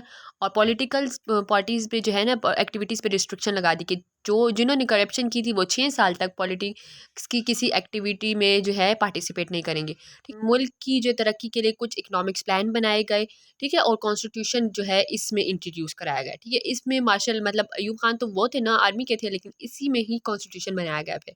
अब इसी सेकंड फेज़ में जो है ना इंडो पाकिस्तान वॉर हुई, ठीक है, कश्मीर के ऊपर, कि कश्मीर जो है उसकी डिवीज़न पर, ठीक है, जो एंड हुई ताशकंद पैक्ट पे, ठीक है। इस पे रिसाइन कर लिया कि मतलब हम फ्रूटफुली रहेंगे और ना लड़ेंगे, इतना पार्ट आपका और इतना पार्ट हमारा।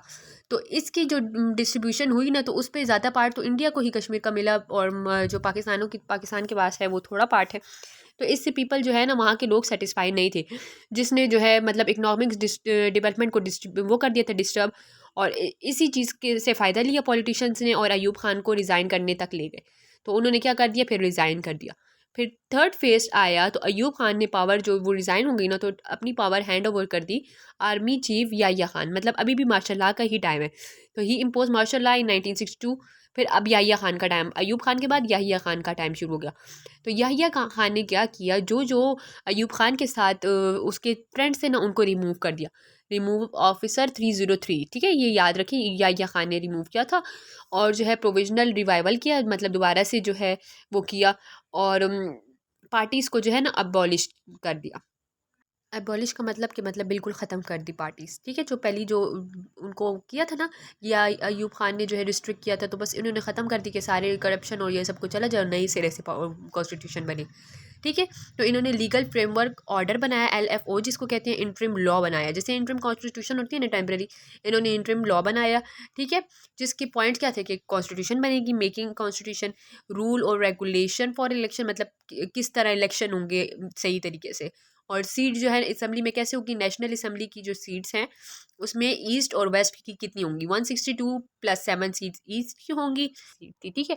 अब ये याद रखना कि फर्स्ट पार्ट में क्या था, पाकिस्तान के इंडिपेंडेंस के स्टार्ट वाले डेज, जिसमें क्रिटिकल सिचुएशन थी, और जो है गवर्नर जनरल थे कायद आज़म और Liaquat Ali Khan first prime minister, और स्टार्ट के जो गवर्नर प्रेसिडेंट प्राइम मिनिस्टर उनके कुछ नाम थे, ठीक है। इशूज़ क्या था कि मतलब स्टार्ट में कॉन्स्टिट्यूशन की प्रॉब्लम्स, वो सारी चीज़ें, कि असम्बली कैसे बनाए, इलेक्शन कैसे करें, वो सारी। फिर सेकंड फेज़ जो था उसमें सारा अयूब खान का था, कि उन्होंने मार्शल लॉ लगाया और सारे रूल्स और वो बनाए, ठीक है, ये सारी चीज़ें। और ये थर्ड जो है वो याह्या खान की आ गई। तो ये चीज़ें याद रखनी है आपने। इलेक्शन में क्या था, कि जनरल इलेक्शन जो हुए 1970 को हुए, जिनके रिजल्ट में अवामी लीग और पाकिस्तान पीपल्स पार्टी, दो टीम थी। अवामी लीग जो थी 160 सीट्स उसकी जनरल हुई, और वो आई, और दूसरे की 81 आई, ठीक है। अब जब इलेक्शन में अवामी लीग जीती, अवामी लीग किसकी थी? ईस्ट पार्ट की थी, बांग्लादेश की। तो मिलिट्री ने जो है टुक ओवर कर दिया कि नहीं, हम मिलिट्री तो अपने आप की हुकूमत नहीं छोड़ना चाह रहा था ना, पॉलिटिकल ईस्ट पाकिस्तान को अगर मिल जाती तो फिर वो पॉलिटिक्स में पॉलिटिशियन वाली हो जाती। तो उसने क्या किया, इसके ऊपर सिविल वॉर स्टार्ट कर दी, जिसके तहत ईस्ट पाकिस्तान ने कहा कि हमें इंडिपेंडेंस चाहिए, हम पाकिस्तान के साथ रहते ही नहीं है। तो इसमें जो है हिंदुओं ने ज़रा फ़ायदा उठाया और उन्होंने क्या किया कि उनके अपने वो बनाए कि पॉपुलेशन के हिसाब पे ईस्ट पार्ट ज़्यादा है तो उसको सेपरेट होना चाहिए और इंडिपेंडेंस होना चाहिए। तो इस पे इंडो पाकिस्तान वॉर स्टार्ट हुई 1971 की, ठीक है, जिसके थ्रू जो है पाकिस्तान से फिर जो है इंडो पाकिस्तान मतलब ईस्ट पार्ट अलग हो गया, बांग्लादेश अलग हो गया, सेपरेट हो गया। 16 दिसंबर 1971 को बांग्लादेश इंडिपेंडेंट हो गया, ठीक है। नेक्स्ट अब हमारे पास लेक्चर आता है पॉलिटिकल हिस्ट्री, आगे के जो पार्ट्स हैं 1972 से लेके 19 मतलब 1973 वाला 2 तक था ना मतलब पीछे। तो अब 72 से लेके कहाँ तक, 2002 मतलब ऑनवर्ड अब तक जितना भी है सारा। तो अब इसमें हम फर्स्ट फेज़ देखते हैं, इसमें हमारे पास अब 4 फेज़ आते हैं। आप हर फेज़ को याद कर लें तो आपको कॉन्स्टिट्यूशन भी आसान हो जाएगा याद करने में। अब इस हिस्ट्री का जो पहला फेज़ है उसमें क्या था कि जुल्फ़िकार अली भुट्टो जो है ना वो पावर में आ गए, ठीक है। क्या फर्स्ट चीफ मार्शल एडमिनिस्ट्रेटर बने, ठीक है, president of Pakistan and first पहले वो प्रेसिडेंट बने और उसके बाद फिर फर्स्ट चीफ मार्शल एडमिनिस्ट्रेटर बने।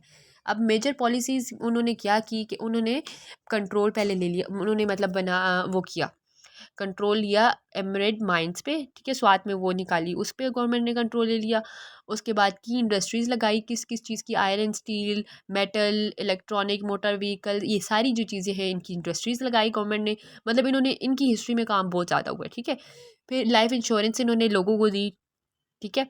बैंकिंग सिस्टम बनाया कि बैंक में आप लोग पैसे सेफ रख सकते हैं, उसको सिक्योर बनाया। स्कूल कॉलेजेस बनाए छोटे छोटे के मतलब यहाँ से भी एजुकेशनल भी तरक्की हो।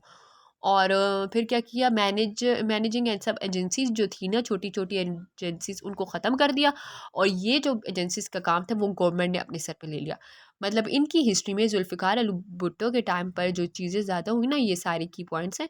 और फिर उसके बाद हम आते हैं नेक्स्ट पॉइंट की तरफ। इसी एरा में लेबर पॉलिसी हेल्थ पॉलिसीज़ भी बनी। लेबर पॉलिसी मतलब कि लेबर्स को ज़्यादा राइट मिलेंगे उनकी क्लास के हिसाब पे, ठीक है। और हेल्थ के लिए ये है कि मतलब लोगों को जो है ना इम्प्रूव करेंगे उसकी मतलब मेडिकल केयर कि कभी भी उनको इमरजेंसी हो तो उनको ज़्यादा कॉस्टली मेडिसिन ना प्रोवाइड हो। और फिर एडमिनिस्ट्रेटिव रिफॉर्म में आता है हमारे पास, एडमिनिस्ट्रेटिव रिफॉर्म हुआ मतलब जितने भी करप्टेड ऑफिसर्स थे उनको हटा दिया गया। प्रॉब्लम ऑफ रिफॉर्म ये था, अब रिफॉर्म की प्रॉब्लम ये थी कि ये जो पेपर न्यूज़पेपर में बहुत अच्छे से दिखाते थे कि ये हो रहा है, लेकिन एक्चुअल में वो चीज़ें नहीं अप्लाई हो रही थी।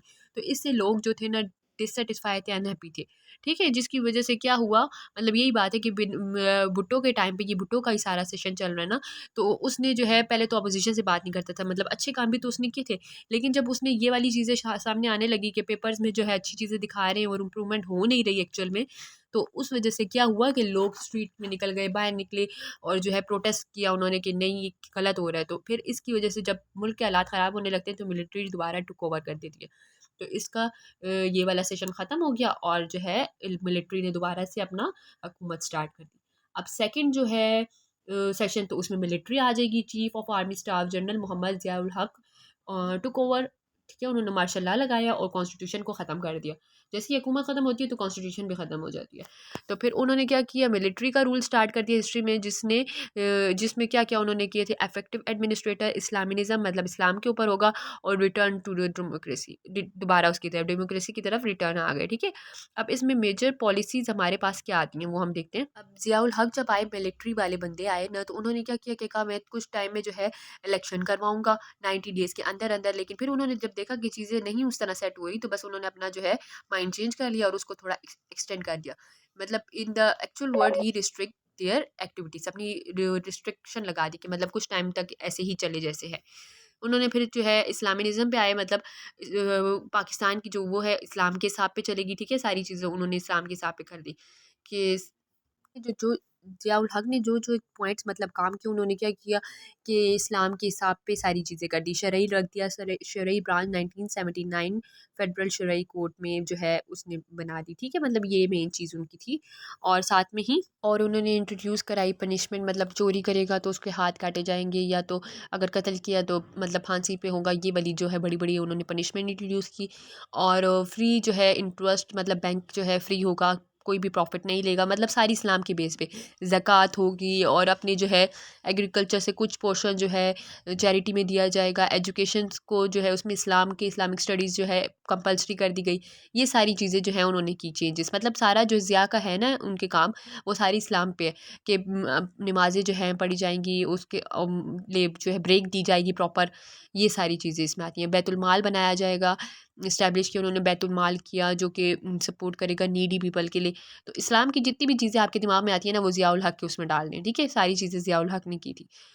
इन 1979 ज़ियाउल हक ने क्या किया, लोकल बॉडीज़ इलेक्शन कंडक्ट किए, जो कि आम आवाम के जो पीपल है ना उनको जो है रिस्पेक्टिवली अलाउ किया इलेक्शन के लिए, ठीक है। कि मतलब हर कोई अपना इलेक्शन के लिए आ सकता है, कर सकता है, इलेक्ट हो सकता है, हर कोई इसमें पार्टिसिपेट कर सकता है, ठीक है।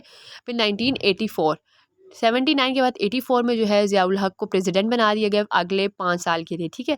और फिर 1985 84 के बाद 85 में जो है जनरल इलेक्शन हुए, जिससे नॉन पार्टीज़ जो है ना पॉलिटिकल पार्टी, उनको रिस्ट्रिक्ट कर दिया, मतलब वो नहीं इलेक्शन में जो है पार्टिसिपेट करेंगी, वो इस इलेक्शन में नहीं आएंगी, क्योंकि वो जो है फिर एक तरह से हो जाता है ना, वो करप्शन आ जाती है इस चीज़ में।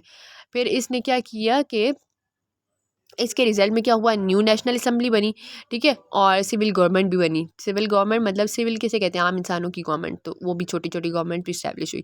फाइनली दिसंबर 30 1985 में जो है मार्शल लॉ ख़त्म हो गया। और क्या हो गया, एंड हो गया, हाँ मार्शल लॉ का एंड हो गया। और रिस्टोर क्या होगी, सिविल गवर्नमेंट रिस्टोर होगी, ठीक है। अब नेक्स्ट आता है, नेक्स्ट फेज आता है सिविल रूल का, क्योंकि ऊपर वाले में माशाल्लाह ख़त्म हो गया, अब सिविल रूल स्टार्ट हो गया। तो इसमें आप ये क्या है हमारे पास, इसकी स्टोरी सुनिए आप लोग। अच्छा, इसमें क्या था कि 1985 से लेकर 1999 तक सिवियर वो इलेक्शन हुए, लेकिन किसी ने भी 5 साल तक अपनी हुकूमत कंप्लीट नहीं। क्यों? क्योंकि इस दौरान जो कॉन्स्टिट्यूशन था उसमें 858 अमेंडमेंट हुई। अमेंडमेंट किसे कहते हैं, चेंज को कहते हैं। मतलब चेंज जो होता था ना, उसकी वजह से वो क्या करता था कि कॉन्स्टिट्यूशन में क्या होता था कि प्रेसिडेंट को वो अलाउ कर देते थे नेशनल असम्बली को डिस्क्लोज कर दे, मतलब नेशनल असम्बली ख़त्म कर देते थे। जो नेशनल असम्बली ख़त्म होती थी तो इलेक्शन भी ख़त्म हो जाते थे। तो इस वजह से जो है कोई भी 5 साल तक हुकूमत अपनी कंटिन्यू नहीं रख सकता था, ठीक है। अब आता है कुछ हमारे पास नाम है, इसमें लिस्ट देख लें आप लोग कि इसमें प्राइम मिनिस्टर कौन कौन इतने टाइम पीरियड में बना है। और इंटरिम प्राइम मिनिस्टर भी, मतलब टेम्परेरी, क्योंकि वो डिस्क्लोज हो जाती थी ना, गवर्नमेंट ख़त्म हो जाती थी, नेशनल असम्बली ख़त्म हो जाती थी, तो फिर इंटरिम प्राइम मिनिस्टर बनाना पड़ता था, जो कि कुछ देर तक, जब तक संभलता नहीं था कुछ, तो वो उसको संभाले, ठीक है। नेक्स्ट हमारे पास आता है प्रॉब्लम ऑफ कोalition। कोalition किसे कहते हैं, मतलब डिफरेंट पार्टीज़ है ना, पॉलिटिकल पार्टीज़, वो एक साथ काम करें, कोयल मतलब मिल के करें, तो ये डिफ़िकल्ट होता है। प्रॉब्लम इसकी ये थी कि ये डिफ़िकल्ट था कि डिफरेंट पार्टीज़ को स्टेबली एक मैनर में एक ही जगह पे रखें, तो वो ये इंस्टेबल हो गया था, ठीक है। तो ये इंस्टेबिलिटी आ जाती है इसमें, लीडिंग टू पॉलिटिकल इंस्टेबिलिटी, एक साथ अगर वो काम करें तो, क्योंकि फिर बीच में हर कोई अपना वो बताता है, बहस होती है, तो इसलिए वो फिर मुश्किल हो जाती है इस चीज़ को। वीक पॉलिटिकल्स पार्टीज़, मतलब इस एरा में जो था वीक थे पॉलिटिक्स, मतलब उनमें यूनिटी नहीं थी, साथ नहीं थे, तो इससे गवर्नमेंट पे भी इफेक्ट पड़ता था। और ग्रेट कॉन्फिडेंशियल, मतलब उनके बीच में कॉन्फिडेंशियल, मतलब कॉन्फ्लिक्ट थे गवर्नमेंट को लेके, ऑपोजिशन को लेके, तो इससे भी इफेक्ट पड़ता था उस चीज़ पर। और कंप्लेन और करप्शन, मतलब गवर्नमेंट के अंदर डिफरेंट सेक्टर में करप्शन हो रही थी, जो कि क्या करता था, लीड टू क्या कहते हैं, इंस्टेबिलिटी इन अ गवर्नमेंट, ठीक है। तो इससे जो है ये सारी इंस्टेबिलिटी की छोटे छोटे रीजंस है किस वजह से होता है। नेक्स्ट हमारे पास लास्ट जो होता है एरा 1999 से 2002, और मतलब आगे ऑनवर्ड, मतलब अब तक तो आगे हम पढ़ेंगे, लेकिन जो जितना यहाँ 2002 तक बताया गया वो सारी चीज़ें हम देखते हैं कि इसमें जो है मिलिट्री रूल दोबारा से आ गया। अब इसमें क्या आता है हमारे पास कि मिलिट्री ने सिविल गवर्नमेंट के अगेंस्ट जो है ना आ गई, ठीक है, मिलिट्री आ गई मतलब दोबारा से। और नवाज शरीफ ने क्या करना चाहा, नवाज शरीफ ने पॉलिटिकल कॉन्स्टिट्यूशन को चेंज करने के लिए क्या किया कि सारी ब्रांच पे गवर्नमेंट की कंट्रोल ले लिया। और नवाज़ शरीफ जो है ना आर्मी चीफ को रिमूव करना चाह रहा था, क्योंकि उसको अपनी हुकूमत ज़रा ख़तरे में लग रही थी। जब वो बाहर था, श्रीलंका में था ना, तो तब इसने ये पीछे साजिश चली। लेकिन क्या किया जनरल मुशर्रफ ने एज़ अ चीफ एग्जीक्यूटिव, ठीक है, उसको क्या कर दिया, मार्शल कॉन्स्टिट्यूशन को सस्पेंड कर दिया। लेकिन मार्शल लॉ जो है नहीं डिक्लेयर हो सका और ना ही मिलिट्री जो है स्टेब्लिश हो सकी इस दौरान, ठीक है। अब पॉलिटिकल पार्टीज़ हम देखते हैं कि उसमें क्या आता है हमारे पास। अब मुशर्रफ का दौर स्टार्ट हो गया ना, मतलब मुशर्रफ ने क्या किया, टुक ओवर कर दिया, मतलब आ गया वो चीफ एग्जीक्यूटिव की पोजीशन पर ना। तो उसने क्या किया, उसने पाकिस्तान मुसलमानों को बूस्ट किया, उनके ट्रस्ट को, मतलब अपनी अच्छे काम करेंगे तो अपना नाम बनाएंगे ना। तो उन्होंने क्या किया कि बूस्ट किया पीपल को, वहाँ के पाकिस्तान के पीपल को। और उसका एम था कि कंट्री को जो है प्रोविजनल रिलीजन पे वर्क करे, एफिशिएंटली वर्क करे, मतलब उनको तरक्की की तरफ लेके गया। उसके भी उनके बीच में जो डिफरेंट प्रोविंस के बीच में जो कॉन्फ्लिक्ट थे उसने वो ख़त्म किए। उसने जो है जो पूरी प्रोविंस को सबको इकट्ठा किया है, यूनाइट किया और इम्प्रूव की इकोनॉमिक सिचुएशन, ठीक है, मुल्क की इकोनॉमिक सिचुएशन इम्प्रूव करने के लिए उसने काम किया। सिक्योरिटी दी लोगों को कि मतलब सेफ गार्ड और उसको सिक्योरिटी के मतलब हर तरह से सिक्योरिटी दी उस उनको लोगों को, मतलब एक ट्रस्ट बिल्ड करने के लिए ये सारी चीज़ें की, ठीक है, कि अच्छे काम करते हैं तो फिर हम वोट उनको ही देते हैं ना। सारी चीज़ें अचीव करने के लिए मुशर्रफ ने कुछ एक्टिविटीज़ की, क्या किया, लोगों के लिए जो है उनके जो फंड स्टोल मतलब बंद हुए हुए थे, रुके हुए थे ना, तो उनको रिकवर किया, ठीक है। और इकोनॉमिक जो एक्सचेंज होता है बाहर मुल्कों के साथ उसको इंक्रीज़ कर दिया, लोगों के लिए सहूलतें प्रोवाइड की, जिसकी वजह से वो उसके और काम भी आसान होंगे, ठीक है। तो लोगों की जो कंडीशन है ना, सोशल कंडीशन, उस पर भी उसने काम किया, जिसकी वजह से उसको और अपने जो मकसद हैं वो पूरे किए, मतलब जैसे कि उसके जितने भी एम्स हैं ना, जो ऊपर अभी हमने पढ़े, तो वो आराम से पूरे हो जाए। अगर आप किसी के लिए अच्छा करते हैं ना, तो फिर वो आपको मतलब और भी कहते हैं कि ये चलो अच्छा है, इसके साथ और चीज़ों में भी हम इसका साथ दें, ठीक है। मुशर्रफ ने जो है कुछ लोकल बॉडीज़ का लिए इलेक्शन भी किए, जिसमें क्या था कि उसने मतलब पब्लिक अप्रूवल लिया, उसने अच्छे काम किए, तो जिसकी वजह से उसको लीडरशिप मिल गई, ठीक है। उसने इंट्रोड्यूस कराया लीगल फ्रेमवर्क ऑर्डर, LFO, ठीक है, जिसने कंट्री की पॉलिसी सिस्टम को जो है फ्रेमवर्क किया, आउटलाइन किया, ठीक है। और उसने कंडक्ट किए जनरल इलेक्शंस 10 अक्टूबर 2002 में, रिवाइवल किया कॉन्स्टिट्यूशन का, और फॉर्मल सिविल गवर्नमेंट जो है उसने उसको रिप्रेजेंट किया, representative to take chance of government, मतलब उनको भी इलेक्शन के लिए वो किया, मौका दिया। ये सारी चीज़ें की। अब सिविल रूल जब स्टैब्लिश हुआ तो उसमें क्या था, न्यू न्यू जब सेटअप हुआ तो मुशर्रफ उसमें प्रेसिडेंट था, और मिर्ज़ा ज़फ़रुल्लाह ख़ान जो था वो हेड था ऑफ कोलिशन गवर्नमेंट, जो वो वाली गवर्नमेंट जिसमें मिलके जो है काम करते हैं, ठीक है। और इन थ्री प्रोविंस जो थे ना, मुस्लिम लीग जो था वो NWFP का था, और there was government MMA working successfully. तो ये डिफरेंट छोटी छोटी गवर्नमेंट थी, मुस्लिम लीग मतलब ये जो पार्टीज़ होती हैं, पॉलिटिकल पार्टीज़ ये थी, ठीक है, जो उन्होंने उसको काम को आगे चलाया, ठीक है। तो यहाँ पर हमारा जो है 28 आई गेस, कौन सा कितना लेक्चर हो गया है, वेट, 23 लेक्चर कंप्लीट होते हैं। वीडियो बहुत लंबी हो गई थी इसलिए मैंने इसको स्टॉप किया है। तो बाकी के लेक्चर नेक्स्ट पार्ट में हम कंप्लीट करेंगे। होप सो कि आपको अच्छी समझ आ गई होगी। जिस पॉइंट की ना आई हो तो कमेंट करिए, इंशाल्लाह मैं आपको डिटेल में समझाऊंगी। और तब तक के लिए अपना ख्याल रखें। अल्लाह हाफिज़।